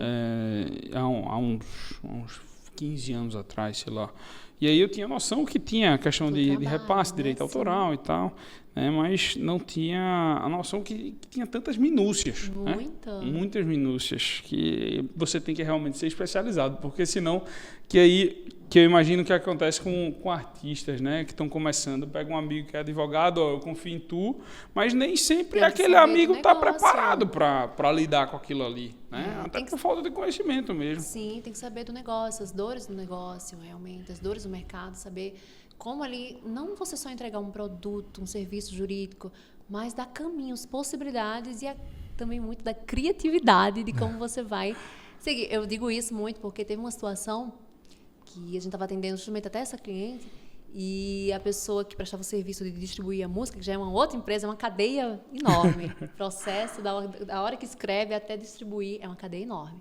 Mas aí ela disse assim, olha, eu não consigo colocar aqui tua música dessa forma para poder estar na página de um e de outro, né? O que a gente chama ali de com uma colaboração. E aí ele fez assim, ela muito aperreada, porque ela sabia que aquela colaboração era muito importante para ela ganhar alcance, o público daquela pessoa que ela chamou para cantar junto. E não foi uma solução jurídica que a gente deu. A gente realmente conversou com o professor, tem como. Muito por ter parceiros ali no meio de gravador, então a gente sabe dos caminhos, como é que faz. Mas assim, tem como. Chega lá, fala, bota assim minha música, vírgula, e aí bota para soltar assim. Ai, tá bom. E aí passou e subiu a música da forma como tinha para estar postada ali, como ela queria, em colaboração com o artista, e ela conseguiu isso. Mas não era uma solução jurídica. Sim. Mas era uma forma de mostrar para ela caminhos do negócio dela prosperar, como ela realmente precisava naquele momento de início de carreira. E até entrega mais do que a gente consegue, né? Porque o advogado tem muito disso também, né? Não é só a parte jurídica em si, né? Não é só o documento ali. Você tem que fazer acontecer a situação, né? Independentemente se você tem que agir administrativamente ou não. Né? Porque senão realmente vira ali um papel que não consegue, obsoleto, ele não consegue realmente fazer efeito na vida daquela pessoa. Exatamente. Então, transformar aquele negócio e realmente fazer sentido é o que dá a satisfação pra gente, dá demais. Que massa. Show de bola. Excelente. E me diga uma coisa, vamos falar começar os temas polêmicos. Shows públicos. Shows públicos, não, tem muita dúvida. Vamos falar um pouquinho sobre elegibilidade de contratação em show público. O que é que tu acha? Como é que você enxerga esse mercado? Tipo, como é que funciona na prática? Porque a gente só curte, né? A gente só vai viver, né? Mas Para você que trabalha lá, é um tema muito importante que liga muito, né, o que a gente já faz no dia a dia, no trabalho de inegibilidade, mas você que está efetivamente do outro lado, né, do lado dos contratados, né, a gente atua muito na parte do contratante, né, mas na parte do contratado, como é que você enxerga tudo isso e o que é que você pode passar de experiência para a gente? Celso, tem muitas dores. Primeiro, assim, quando um cliente chega, e eu tenho assim, 2 perfis de artistas que chegam com essas dúvidas. Primeiro, a gente realmente, quando tem aquele artista que não teve ainda o contato de ter aquela contratação pública, mas sabe o quão vai ser importante para o crescimento da carreira dele, então a primeira dúvida é como é que eu faço para ser contratado? E a minha nota? Porque o valor da minha nota, enfim, eu preciso de nota para ser contratado também, porque existe justamente no processo de contratação o desenvolvimento, ele terá a média do cachê, então você precisa de histórico, de nota, que faça realmente ali sentido para aquele contratante público e ele finalize o processo. Mas a gente diz o seguinte, olha, se você não tem nota para poder ser contratado, existe aí uma construção. Existe um histórico que realmente de um trabalho musical, em relação ao seu posicionamento, crescimento.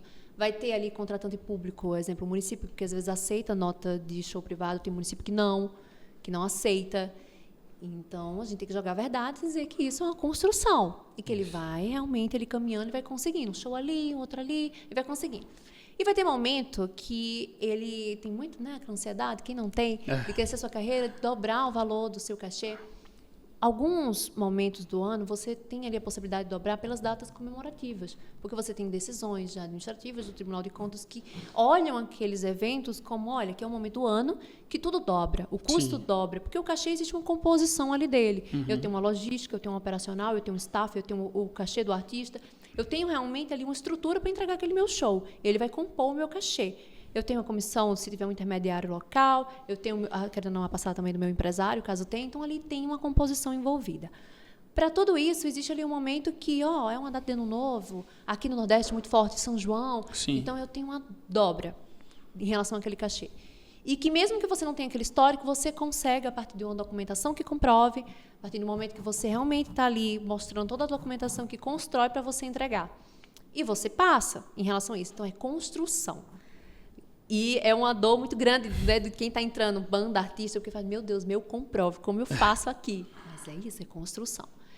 E a outra dor nesses processos de contratação, que a gente tem muito, é muita banda e artista que faz, meu relacionamento com esse empresário está ruim, eu estou muito pensativo em sair, só que é uma coisa que me deixa presa a pensar, eu preciso do histórico dessas notas e como é que eu vou fazer? Vai tudo para o ralo? Não vai comigo? E a resposta da gente é que vai com você. Isso é a sua construção. Isso é o seu nome. Isso nada mais é, certo? Aquele valor nada mais é do que a construção da tua carreira. E a gente auxilia justamente em como ele vai mostrar para o contratante público que aquele valor nada mais é do que o fruto do trabalho dele, da construção de imagem, voz, embora ali seja diretamente pela empresa do artista, ou ele sendo contratado direto, ou quando tem um empresário, que aí tem justamente uma nota tirada pelo seu representante exclusivo. Eu sei que tem vários formatos, certo, possíveis na lei para a contratação daquele profissional artístico, mas aquele valor, aquela história, tem uma possibilidade, caminho para comprovar e levar com ele. Então, é uma dor que a gente presencia muito, aquela banda, aquele artista que já está desgostoso do empresário, porque realmente ou quer crescer, ou porque é como sócio. Sim. Se a relação não está boa, se realmente ele sai do caminho, não tem aquele envolvimento, não se torna produtivo o trabalho. Mas para sair, se pensa muito como vai fazer. Sim. Então, é uma dor muito assim, de artista, banda, chega com isso achando que não é possível em show público você carregar com você todo o seu histórico. O que tinha. Assim. A gente vê muito pessoal querendo subir os valores a serem recebidos de forma rápida. Cachê. É tudo uma construção. Tudo é uma construção. A administração pública, para quem não sabe, contrata artistas e bandas através de inegibilidade de licitação, porque não é viável a competição. Sim. Quer contratar Gustavo Lima, só tem um Gustavo Lima. Quer contratar cantor forte, Dr. Celso, só vai ter um. Fortíssimo. Não tem como a gente abrir um processo licitatório para competir uma vez que é exclusivo, né? Sim.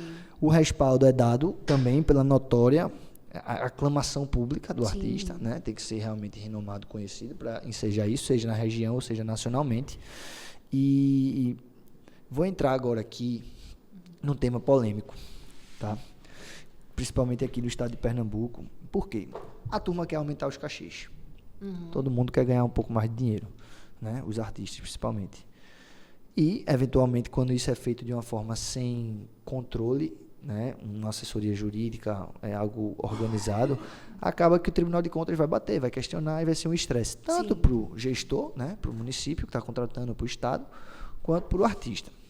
E aí, a gente sabe que tem muita confusão aí acerca dos super cachês, principalmente dos maiores artistas do Brasil, mas eu não vou nem entrar nesse ponto.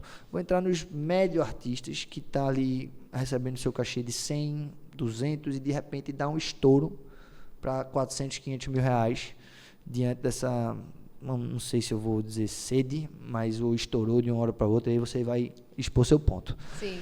Nesse Vai Pra Lá, Vai Pra Cá, o Dr. Celso participou de uma reunião na AMUP. Eu estava ausente no dia, mas ele pode até falar um pouco melhor.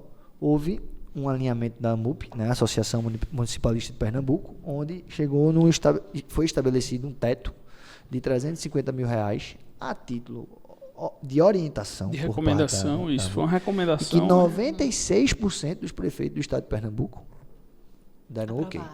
O Ministério Público e o Tribunal de Contas disseram assim, beleza, isso. Orientação. Mas quem é que não vai seguir? Vai estar botando o senhor na reta, né? Então, assim, fala um pouco mais disso, doutor Celso. Você estava lá. É muito mais a título realmente de orientação, né, de estabelecer um limite de 350 mil e foi feita uma pesquisa entre os municípios de Pernambuco para estabelecer qual era esse limite. E o que ganhou mais votos foi o 350 mil, sim, mas teve gente que achou que não deveria ter limite. Teve gente que achou que 450 mil, 400 mil era um limite bom, né? 350 mil, 250 mil, 200 mil. Então, houve uma convergência, né, dos prefeitos de votarem para chegar num consenso de dizer, acho que esse número é um número razoável, né? Porque o que não dava, e tipo, a discussão toda era essa, que o Ministério Público tinha levantado e que a AMUP tinha feito essa conversa entre os municípios, que não dá para um município que tem uma receita de R$1 milhão por mês gastar R$1,5 milhão numa festa em um mês só. Não faz sentido, você tira da população para dar à população também, através de um show. A gente sabe da importância de um evento numa cidade, do quanto movimenta, foi discutido isso lá, foi exposto isso por prefeitos lá também, mas também foi exposto por vários prefeitos que, o cara um mês quer cobrar um ano, o cara quer cobrar no São João 50 mil, no outro ano ele já quer pular para 100 mil reais, e a gente fica sem entender como é que aquele mesmo artista que vai fazer um mesmo show, né, vai fazer um show muito parecido com o que ele fez no ano anterior, está querendo me cobrar o dobro, e a gente fica na mão deles porque a população também quer, né? Então a população fica pressionando politicamente para contratar aquela atração. Para o político é bom trazer o artista que a população quer ver a confusão.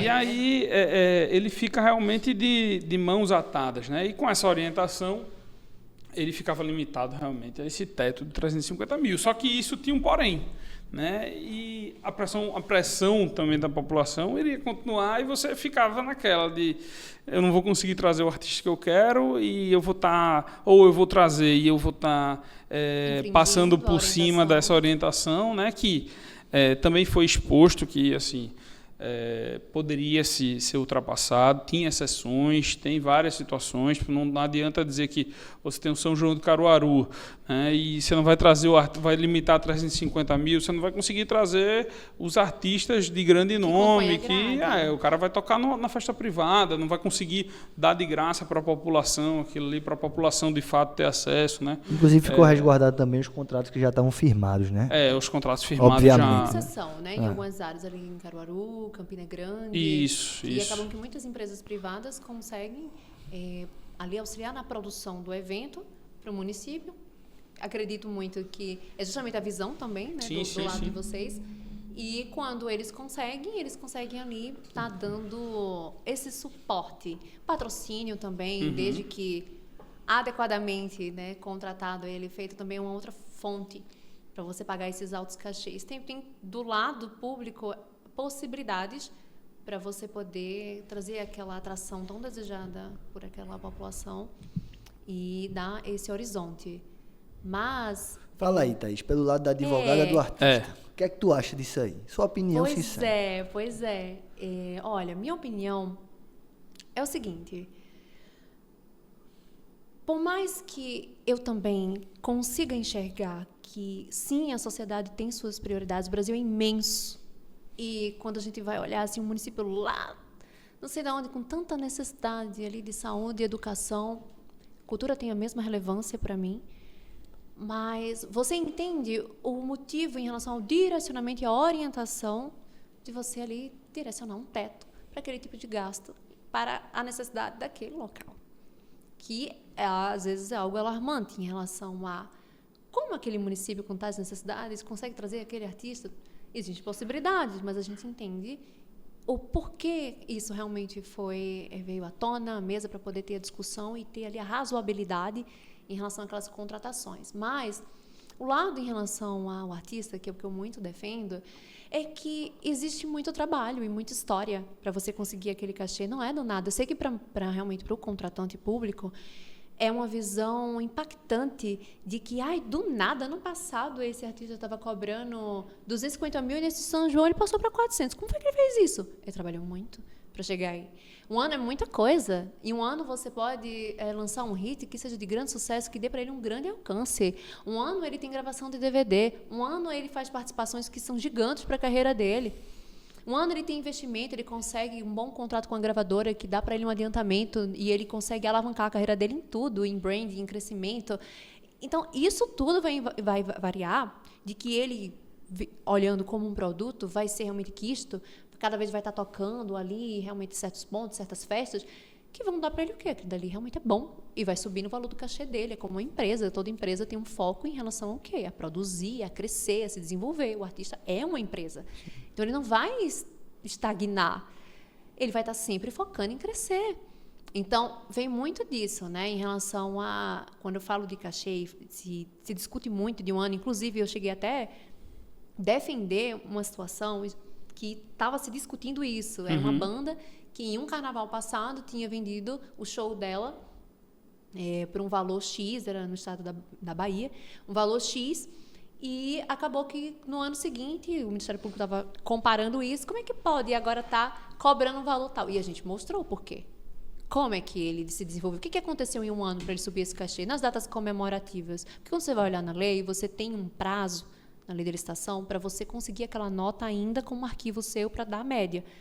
Entendeu? Então, assim, estava dentro do prazo e ele tinha aquele histórico de cachê para poder comprovar o valor dele. Não tinham dúvidas, e além de toda a documentação robusta que a gente apresentou, comprovando porque o cachê dele chegou naquele valor.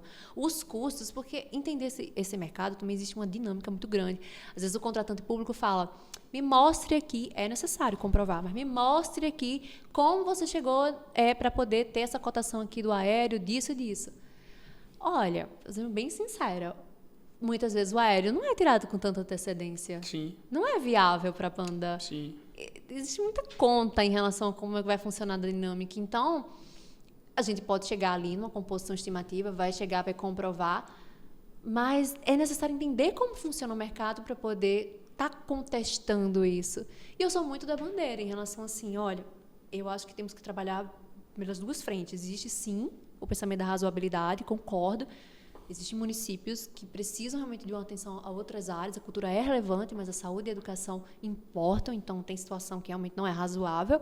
Mas existem situações de que é fruto do trabalho daquele artista. É o cachê dele. E se não dá, não contrata. É simples. Eu sou nessa visão. Perfeito. Então, É justo. Não, e assim, até os próprios prefeitos defendiam também essa bandeira. Isso aqui é só para que o município que tenha um porte X, contrate uma banda que seja equivalente ao seu porte. Porque senão você vai estar querendo competir com grandes Você não tem como competir. Um município de 7 mil habitantes competir com Recife, que tem um valor em caixa para pagar. Um município do próprio bolso, uma banda do próprio bolso, um cachê alto. Então, exato. E por muitas vezes o prefeito, para virar uma grande referência para a população e pressionado pela população, esse é o ponto, ele se vê encurralado. Se eu não trouxer, eu vou ficar em desvantagem. E assim, o pessoal vai ficar com chacota comigo, entendeu? Sim. Então, é uma briga difícil também você administrar tudo isso. É complicado. Justo dos dois polêmico. lados. Justo dos dois lados, Olhar, perfeito. cada um tem Perfeito. o seu ponto de vista, nenhum menos importante do que o outro. Eu acho que há ali particularidades de visão de dois mundos diferentes, encontrando ali realmente um meio termo razoável, a gente encontra. Mas perfeito. E eu acho muito importante também, porque você pegar bandas estruturadas, empresas estruturadas, que têm exatamente uma assessoria, como a do teu escritório, para ajudar na construção disso, né? Do que você pegar, e que não é a grande maioria, esse é o problema, no meu ponto de vista, você pegar várias empresas e bandas pequenas que estão começando, que não tem essa visão, não tem, às vezes, a visão de demonstrar o porquê o valor dele é aquele valor. Você tem que demonstrar minimamente, eu custo 200 mil, porque eu gasto 150 mil com isso, outros 50 mil vai disso, aqui eu tenho custo de nota de imposto X. Quando você destrincha, você vê que efetivamente não tem, aquele valor não é líquido, porque a turma fala muito, não, Gustavo Lima, 1 milhão e 200 mil. Bicho, tu tem noção de quanto custa vir aquilo tudo? Sabe quanto músico daquele recebe? Você vai pro show do cara, tem 30 músicos em cima do palco, acaba de rapaz, tem mais músico aqui do que na festa, eu acho, né? Tem mais gente aqui em cima do palco do que no negócio. Uma estrutura. E municípios que tem 5 mil habitantes e que na noite de um show dele especificamente sobe para 50 mil pessoas passando pela cidade. Então, quanto de dinheiro não circulou na cidade naquele momento, né? O que é que girou a economia naquela região? Que pequenos trabalhos ali também não foram desenvolvidos. O que proporcionou? Perfeito. Como o Thaís disse, eu concordo. A cultura é uma pauta importante, não pode ser deixada de lado. Então, expostos os nossos pontos, né, do tema polêmico. Tema polêmica. Vamos encerrando o terceiro bloco e caminhando para o último bloco do podcast, onde a gente vai falar... Eu vou pegar um pouquinho de água. Fica à vontade. Fica à vontade, Thaís. Onde a gente vai falar... Celso que foi aqui, obrigada. Nada. Esse quarto bloco é o oferecimento de um novo patrocinador do nosso podcast, Dr. Celso, nosso amigo Lula, Luiz Freitas. Valeu, Lula. ADX Company, uma empresa pernambucana de tecnologia situada no coração do polo tecnológico do Recife. Ali no centro do Recife, tá? E eles são especialistas em implementar soluções operacionais de tecnologia, seja para as empresas privadas, seja para municípios, empresas públicas, etc. Tudo que você imaginar de sistema, de software, de tecnologia, tenha certeza que os caras são extremamente competentes. Então, agradeço a parceria. Lula é um parceiro que a gente conheceu há pouco, né? Então, a gente está fazendo bons trabalhos com eles. Os caras são ponta firme. Tá querendo qualquer coisa no âmbito da tecnologia, entre em contato com a ADX. O Instagram vai estar aqui também na nossa descrição. E agradeço mais uma vez, amigos. Sejam bem-vindos a esse projeto. Espero que a gente tenha muito uma parceria longeva, viu? Deus abençoe. Thaís, falando em Deus, para a gente caminhar para o final, esse é o último bloco, mas no final a gente vai ter algumas perguntas bate-pronto aí, tá? E falando de Deus, eu queria que você falasse um pouco. Eu e o Dr. Celso, nós somos pessoas que são tementes a Deus, a gente gosta sempre de falar de Deus. No nosso timbrado tem uma cruz, no nosso escritório tem uma cruz, a gente realmente preza por isso e a gente sabe que a gente está aqui hoje por conta de Deus. Eu sempre gosto de perguntar, às vezes a gente pode até calhar de sentar uma pessoa aqui que seja ateu, ateia, se for mulher, não sei se é seu caso, mas a gente gosta de saber o que é que você entende, qual é a sua visão. Se não é Deus, se é Deus, ótimo. Se não é Deus, ótimo também, cada um tem a sua escolha, mas o que é que você entende por essa força maior que rege? Se é Deus, o que é que você, como é essa sua relação nos momentos de fraqueza, nos momentos de dificuldade? Como é essa sua fé? Em que você se apega nessa sua fé? Olha, sim, Deus está presente na minha vida. E eu acredito que todos os dias. Às vezes me policiam muito por aquele dia não ter conversado, por não ter dito o mínimo detalhe. Como foi aquela reunião, como foi aquela conversa. Ficar reflexiva sobre as situações, mas Deus está presente na minha vida diariamente. Eu sou evangélica e recebo, eu adoro, assim, toda manhã eu recebo muitas mensagens da minha mãe, do meu padrinho, e aquilo é de um alimento para o resto do meu dia, porque a rotina da gente não é nada fácil, todos nós, e ter esse relacionamento diário mudou muito no sentido, principalmente eu acho que quando eu comecei a empreender mesmo, assim, fez muito sentido na minha vida. Eu já tinha esse relacionamento com Deus, mas ele se fortaleceu muito, acho muito, muito, depois que eu realmente decidi empreender. E nessa construção mesmo de uma fé inabalável, porque nada poderá ser, nada impossível se ele não estiver à sua frente, se ele não estiver ao seu lado, se ele não estiver do seu lado esquerdo, direito. Nada terá dito como se algo seja impossível para você conquistar. Então, eu acredito que essa presença dele na minha vida veio muito sobre essa sustentação, ser a minha sustentação. Porque tem dias que não são fáceis. E eu acho que só ele mesmo e realmente me reunir ali com a palavra final, ou a palavra do meu bom dia, que me sustenta pro restante do meu dia. Excelente. E todas as coisas cooperam para o bem daqueles que amam a Deus. E todas as coisas são todas as coisas. Sim. É verdade. E aí, pessoal? Duas figuras.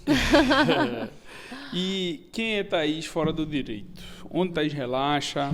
Qual o seu vício? Assim, qual o seu hobby? Meu hobby. Nossa, você acredita que a Carol, vocês falando de hobby, e eu lembrei muito da Carol, das conversas da Carol, porque a Carol é uma pessoa que estimula muito isso na minha vida. Ela faz, desde o momento que a gente se conheceu, no escritório, né? Antes de montar o nosso. E ela dizia, não, eu não aguento ver você só pensar em trabalhar. Você precisa fazer alguma coisa. Cadê sua interessância? Aí eu dizia, Carol. E ela falava, não pode, vamos agora. Me diga, Thaís, o que você, além do trabalho, na época eu era muito fissurada, né? Tá ali trabalhando, eu tava, enfim, ralando. Os anos que não pude na época do estágio, eu pensava, agora eu tenho que fazer dobrado, porque eu tenho que correr, senão eu não vou dar conta. Enfim, momentos da vida. E aí, a Carol veio muito nesse quadro da minha vida e ela trouxe de volta a Thaís de o que eu sou além do trabalho. Era uma coisa que eu não tinha essa pergunta. Eu era muito vidrada só no trabalho. Então, foi a partir desse momento, muito de encontro com minha sócia. Ela trouxe isso para a minha vida de novo. E eu comecei a retornar a hábitos, como o ciclismo, que é algo que eu gosto muito de fazer. Eu gosto da corrida. Eu não dou conta, eu vou ficar no caminho. Corre muito, né, Américo? Nossa corre senhora, muito, mas eu impressionante. não. Vou fazer uma maratona, viu? É o Papa Léguas. Olha isso. Não, minha mãe era corredora. Minha mãe corre muito, desde, É viciante. faz 21 quilômetros, 63 anos, tu acredita? Gigante. Minha mãe, olha. Enfim, então ciclismo eu gosto muito de fazer. Hoje eu também estou cursando um outro idioma, francês. Eu disse, não, eu vou realmente... Que massa. Antes eu ficava, não vou pegar meu tempo para fazer isso. Não, eu vou sim pegar meu tempo. Eu disse, Carol, cadê a sua interessância? Então, é isso. E a Thaís, fora toda aquela beca de estar ali numa postura que precisa estar, por às vezes estar em reunião. Às vezes, eu e Carol, as únicas mulheres da reunião, 8 homens do outro lado da tela. E, enfim, falo isso muito porque é a nossa realidade. Então, por isso eu volto muito para falar desse tema. Verdade. Então, assim, depois, tirando toda aquela beca, toda aquela postura da voz, daquela coisa, às vezes, que parece muito travada. Então, existe a Thaís despojada, a Thaís que é mãe, a Thaís que realmente gosta também de virar uma noite na casa de uma amiga, conversando. Que massa. É a Thaís de 30 anos que quer viver de novo aos 19. É tipo gigante, isso. Certíssimo. E Thaís? Eu nunca estou muito preso à idade, sabia? Eu Isso é tenho muito 33, bom. a idade de Cristo. Tá vendo aí? E é impressionante, assim, para mim é como se eu sentar agora com uma pessoa de 20, o papo vai correr do mesmo jeito do que eu com 33, Coisa sabe? boa. Eu acho que é só um número também. Tanto para nossa juventude, o pessoal se apega muito a isso, né? É muito novo, que nada. Isso é bom que a gente tem sangue no olho, né? Sim. É verdade. E se a gente pudesse colocar esse podcast numa cápsula do tempo, congelar ele, para que a Sofia e algum eventual outro filho que você venha a ter pudesse escutar daqui a 20 anos, qual é a mensagem que você queria deixar para eles? Que eles vissem isso daqui a 20 anos. Eita, a mamãe tá deixando ali um recadinho. Pensar aqui.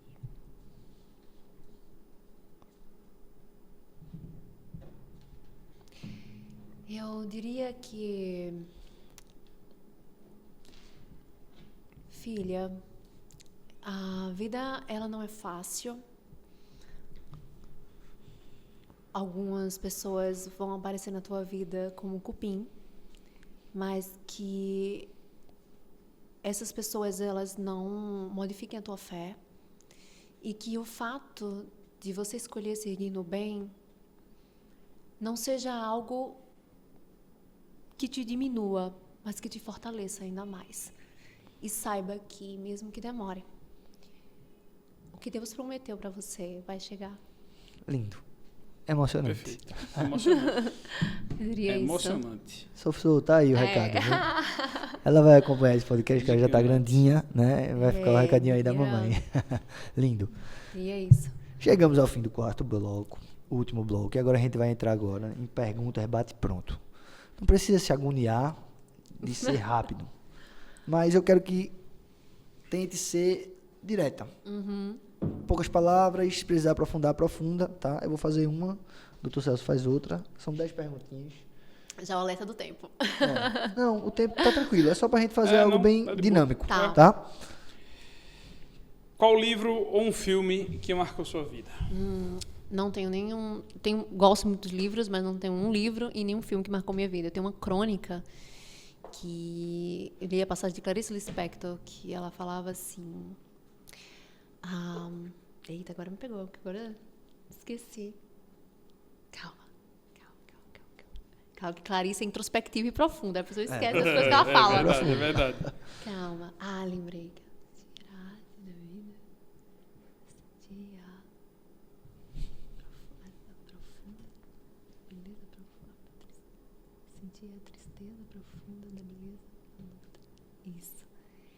E essa crônica de Clarice, ela dizia assim: antes de sentir a arte, eu senti a beleza profunda da luta. E na época, quando eu li, eu fiquei, meu Deus, como essa autora era introspectiva. E eu, às vezes, eu pego um livro de Clarice e eu leio mais de uma vez. Eles são pequenos, mas eu leio mais de uma vez, porque realmente a linguagem dela é bem Clarice. Mas essa é realmente uma passagem que me pega muito, porque fala muito eu me espelho muito da minha vida mesmo. Hoje existe um horizonte em possibilidades de acessos na arte, na literatura, em tudo. Mas antes disso, o que ocorreu na tua vida? Então, a gente se depara muito com a história da luta, porque existe uma grande diferença entre viver e sobreviver. Perfeito. Então, essa é uma passagem que fala muito disso. Com base nisso aí, tem uma frase que eu guardo na minha vida. A vida é dura. A vida é dura com quem é mole. Sim. A vida é dura pra quem é mole. Um alô pra doutora Laura. Doutora Laura. Você é uma bênção. A vida é dura com quem é mole. Porque é muito verdade. Se você não for firme, aguentar pancada, aguentar porrada e ter coragem de lutar. Moldada na pressão. Exatamente. A vida é dura para quem é mole. Moldada na pressão, exatamente.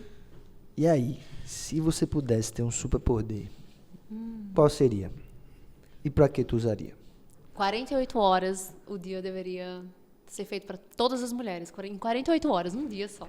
Gostei. Esse era o meu Perfeito. superpoder. Ninguém nunca falou esse poder aí. 48 horas eu Nunca queria ninguém falou. esse superpoder, porque eu acredito que é tanta coisa dá pra gente, que a gente queria fazer, e quando tá lá esticando, ai meu Deus, tenho que dormir, quando você dorme só 5, 6 horas. E eu acredito sim que eu queria ter 48 horas no meu dia. E quando eu penso nesse superpoder, eu queria muito, por conta da infância dessa Soul, que eu queria ter curtido mais. Então, vem muito dessa linha de pensamento. Excelente. Do Celso. Qual o melhor conselho que você já recebeu? O melhor conselho que eu já recebi. Nossa.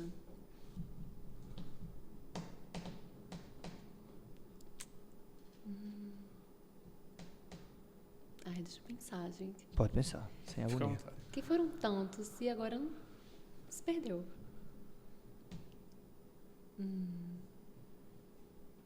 Deixa eu lembrar desse aqui.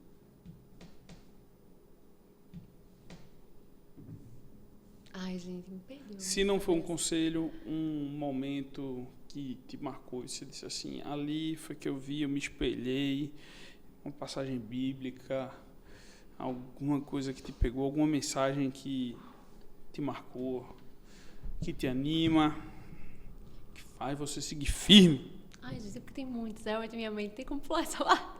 Podemos pular. Vamos pular pra não ficar feio. Perfeito. Tá Que feito. bronca. Mas, Celso, adorei essa forma de falar. Tentar, minha filha, pense. Eu não Mas desisto não das coisas não. mas Eu vou que até o fim. Eu tenho muitas, mas assim, não tá concreto, não tá formado na cabeça pra não passar Show. muito tempo e gaguejar. Eu vou lhe ajudar. Vá. O conselho da sua mãe para continuar estudando quando você descobriu a gravidez da sua Ah, Verdade. sim, é verdade. Então tá Você bom. não estaria onde está hoje. É verdade. Qual é o é nome da verdade, sua é mãe? verdade, é Qual é o verdade. nome da sua Edna. Olhe para aquela câmera ali. Dona e Edna, agradeça a ela. maravilhosa. É uma inspiração da minha vida. Uma mulher, uma guerreira, uma inspiração, uma mãe solo perfeita. Aí, Sim, galera, sim. parabéns, viu? Doutora Edna. Olha, a gente se ajuda. Aqui é todo mundo se ajudando. Doutora Edna, por sinal, feliz Dia das Mães, parabéns. Dia das Mães, perfeito. Feliz Dia das Mães, atrasado, mas tá dado.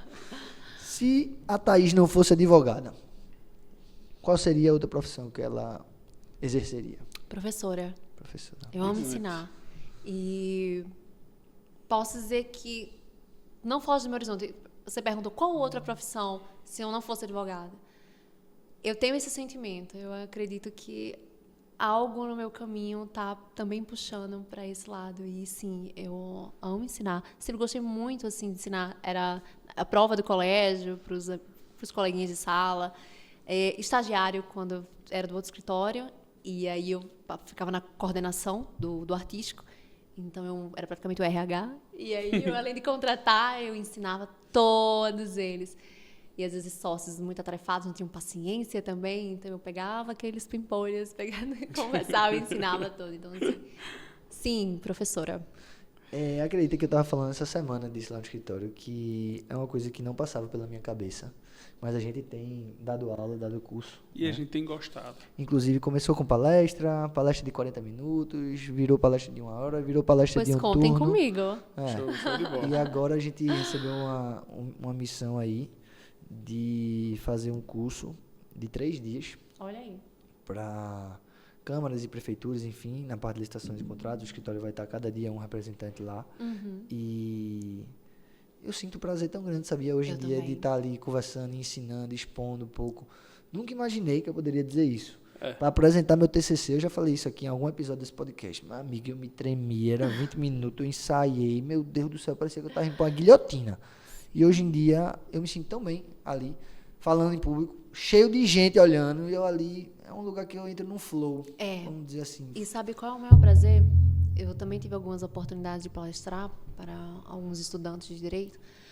O maior prazer, quando a gente está ali naquele púlpito, ou está no palco, é de olhar para aqueles olhinhos que estão ali sentados, tiraram o tempo deles para estar ali, na esperança de que a palavra que vai sair da tua boca vai fazer diferença na vida deles, de alguma forma. Porque informação é ouro, é valiosa. Então, como a gente aqui não sabe que para a gente chegar onde a gente chegou, houve um caminho, um percurso, mas cada informação, quem estava realmente ali atento a um escapar de informação ali que poderia ser importante para você, no lugar certo, com as pessoas certas, escutando aquelas conversas, te proporcionou estar onde você está.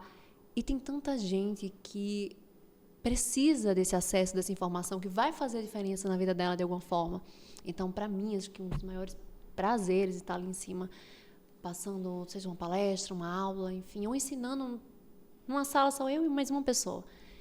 É de transmitir para ela aquilo que fez diferença na minha vida e fazer também que assim seja e faça diferença na vida dela, de alguma maneira. Porque o tempo dela também é ouro, assim como o nosso. Então, assim, isso é um dos meus maiores prazeres, assim, de troca naquele momento. É bom. Qual o lugar dos seus sonhos para uma viagem inesquecível? Lugar dos meus sonhos para uma viagem inesquecível. Visitei já alguns lugares dos meus sonhos, mas Escócia. Boa. Acho aquele país magnífico, de uma história. Carrega ali, é como se você passar as mãos naqueles muros e você sentir toda aquela história. Realiza, Então, né? Escócia. Gigante. Uma música que te anima. Uma música que me anima. É Cuidando dos Detalhes, de Isadora Pompeu. Não conheço, mas É escutarei. gospel, mas é linda. Linda demais. Depois essa vou música. ouvir. Eu Qual o amo seu música maior gospel. sonho para os próximos 5 anos? É o maior sonho para os próximos 5 anos.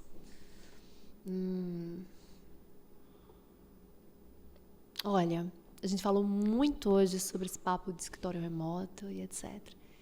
E a gente carrega essa bandeira com uma significância que faz sentido pra gente, mas um dos meus maiores sonhos daqui a uns 5 anos é realmente definir o local onde vamos abrir nosso escritório, porque diante dessa questão territorial, minha e de Carol, Verdade. nós estamos aí nessa linha, nessa correria. A Carol agora mesmo não está aqui, não pôde estar aqui, porque ela está em São Paulo. No fim do mês eu estou indo para Goiânia, passar um mês lá com ela. Então, eu acho que daqui a 5 anos eu desejo muito que isso se concretize, que realmente da gente encontrar o nosso espaço, que eu acho que vai chegar um momento que sim, vai ser necessário. Por mais que a gente esteja aí nessa loucura e tenha isso tudo, sim, aí vai ser necessário. Então, eu desejo isso. E desejo cada vez mais que o tempo ele seja favorável para mim no quesito família. Quero que Deus derrame muita saúde à minha mãe, à minha filha e tê-las perto de mim, aonde quer que eu vá. É o que eu desejo. Show de bola. Um hobby ou uma paixão que pouca gente conhece. Pouca gente conhece.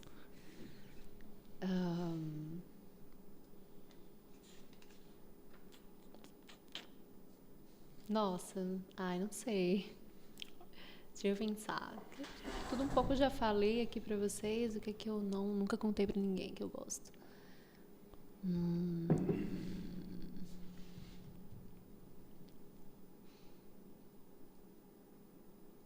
Nossa, Será que é a bike?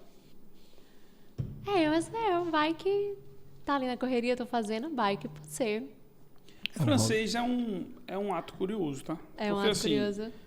Meu irmão mora na França, né? Meu irmão, minha cunhada e meu sobrinho. Mas, tipo, eu mesmo nunca imaginei querer falar francês. Aí hoje eu tenho meu irmão, minha cunhada, meu sobrinho e minha mãe, que tá aprendendo agora, tá fazendo já tem uns 5 anos que ela faz. Pronto, ela começou no Duolingo. Aí do Duolingo ela se inscreveu realmente num curso para fazer. Pra poder aprimorar.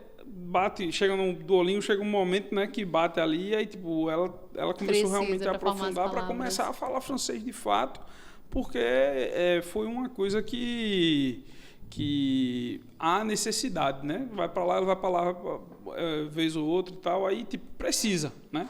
Tá lá e se virar, né, no meio da rua. Sim. Aí hoje, tipo, todo mundo fica naquela de, tipo, começar a aprender alguma coisa do francês, né? Tipo, o cara já tem palavra que o cara entende, aí, tipo, já tem coisa que o cara fala, tipo... E você sente a necessidade. Rapaz, quando eu for para lá, eu tenho que, pelo menos, minimamente saber mais de alguma coisa. Pra se desenrolar. Pra turma não me largar lá, eu saber conversar. Sim, sim. Acredito que é uma coisa, um sentimento que é recente mesmo e desejo de aprimorar. Seria realmente isso, é o francês. Boa. Mesmo. E qual um personagem histórico que te inspira? Um personagem histórico que me inspira. Nossa, eu tenho vários. E tudo numa perspectiva diferente. Você fala, meu Deus, como é o oposto. Mas vários. Olha, pode soar até um pouco... Como assim? Mas eu acho que de força eu gostei, enfim, me afeiçoei muito a Maquiavel quando eu li O Príncipe. Apesar de, lógico, no contexto dele, a época dele, temos ali princípios, formas de enxergar o mundo, a vida, mas ali eu terei tantos ensinamentos que eu acho que carregam, de uma forma que pode passar o tempo que for. E ele traz ali ensinamentos tão significativo de força, de posicionamento, da forma como, naquela época, para ele, era em relação a como você permanece como um rei. Mas hoje, quando você vai fazer um paralelo, uma analogia em relação àqueles ensinamentos, como isso poderia ser visto hoje num olhar contemporâneo, é como você consegue permanecer diante de todo o contexto que a gente vive, diante de todas as exigências, de ser bom, apesar de que ele tinha realmente uma doutrina diferente, mas de ser bom mesmo diante de um meio que te pede para não ser em determinados momentos. Então, em relação à força, em relação a empoderamento mesmo, eu tenho ele, que fez parte aí da minha vida. Em relação ao contato com a literatura, Clarice Lispector. E eu me afeiçoo muito a ela, porque ela me pega uma maneira de, meu Deus, são as únicas obras que eu tenho que ler mais 2 vezes para entender, não é possível que essa mulher é tão introspectiva. Então, é a Clarice. E no espiritual, embora eu seja evangélica, eu tenho também um coração muito aberto à doutrina espírita. Então, enfim, sou muito aberta a isso. E sim, ele foi uma referência como o primeiro contato que eu tive do espiritismo, que foi Chico Xavier. Então ali eu conseguia ficar curiosa, a tentar entender. Bacana. E tive um contato, num sentido mesmo familiar, enfim. E é isso, papos para outros momentos. Outros carnavais. Outros cafés. Bacana. É. E para fechar, com a sua comida favorita em um dia relax. Ai, sushi. Eu comi ontem sushi. Essa semana eu já matei. Então, pessoal, é isso. Encerramos mais um grande episódio aqui do Grande RPCast. episódio. 10º episódio. Aprendi muito. Agradecer Parabéns, Thaís. a meu Eu que sócio, aprendi com meu vocês. irmão, Dr. Celso Obrigado, irmão. Rocha. Tamo junto. Agradeço Agradecer pelo a convite. doutora Thaís Diniz pela participação, pela aula, Pelo pelo tempo. aprendizado, Ai, pelo aprendi- tempo. Aprendi com vocês. A gente lutou para sair essa agenda, mas Verdade. conseguimos. Tá aí. Verdade. vitória. Carol, fica o convite para um próximo momento que você esteja em Recife. Com A gente- café e bolo de rolo, que ela adora. Exatamente, a gente Pronto, vai olha organizar aí. uma estrutura aqui para você, tá? Queria agradecer mais uma vez a todos os nossos patrocinadores, Tecnographic, Belgo Cercas, Equipe Tech, VR Invest e ADX Company. E não podia deixar de agradecer ao meu amigo Renan, do Arara Lab, que está tomando conta disso tudo aqui, a parte de estrutura. Você que está querendo gravar um curso, você que está querendo gravar um podcast. Às vezes a turma me pergunta, tu pode compartilhar o lugar que tu grava? Claro, meu amigo. Óbvio. Coisa boa, vai é um sair daqui prazer. ganhando uma cliente, Parece, né? parece, Vamos que a falar com turma, ele. parece que a turma acha que o cara vai esconder. É, Não, zero. pô. Aí tá todo mundo para se ajudar nessa mundo em vida. casa, mano. exatamente. Claro, já mandei o contato de Renan para várias pessoas. Verdade. Tá? Acredito que Thaís vai ser uma nova cliente. Então, Renan, valeu. O pessoal do Arara Lab, aqui a estrutura é top. Não preciso falar mais nada. Vocês estão vendo isso tudinho aqui, é deles, viu? Deus A abençoe. gente só tá aqui por causa dele, né? Até a próxima. Valeu! Simbora. Valeu.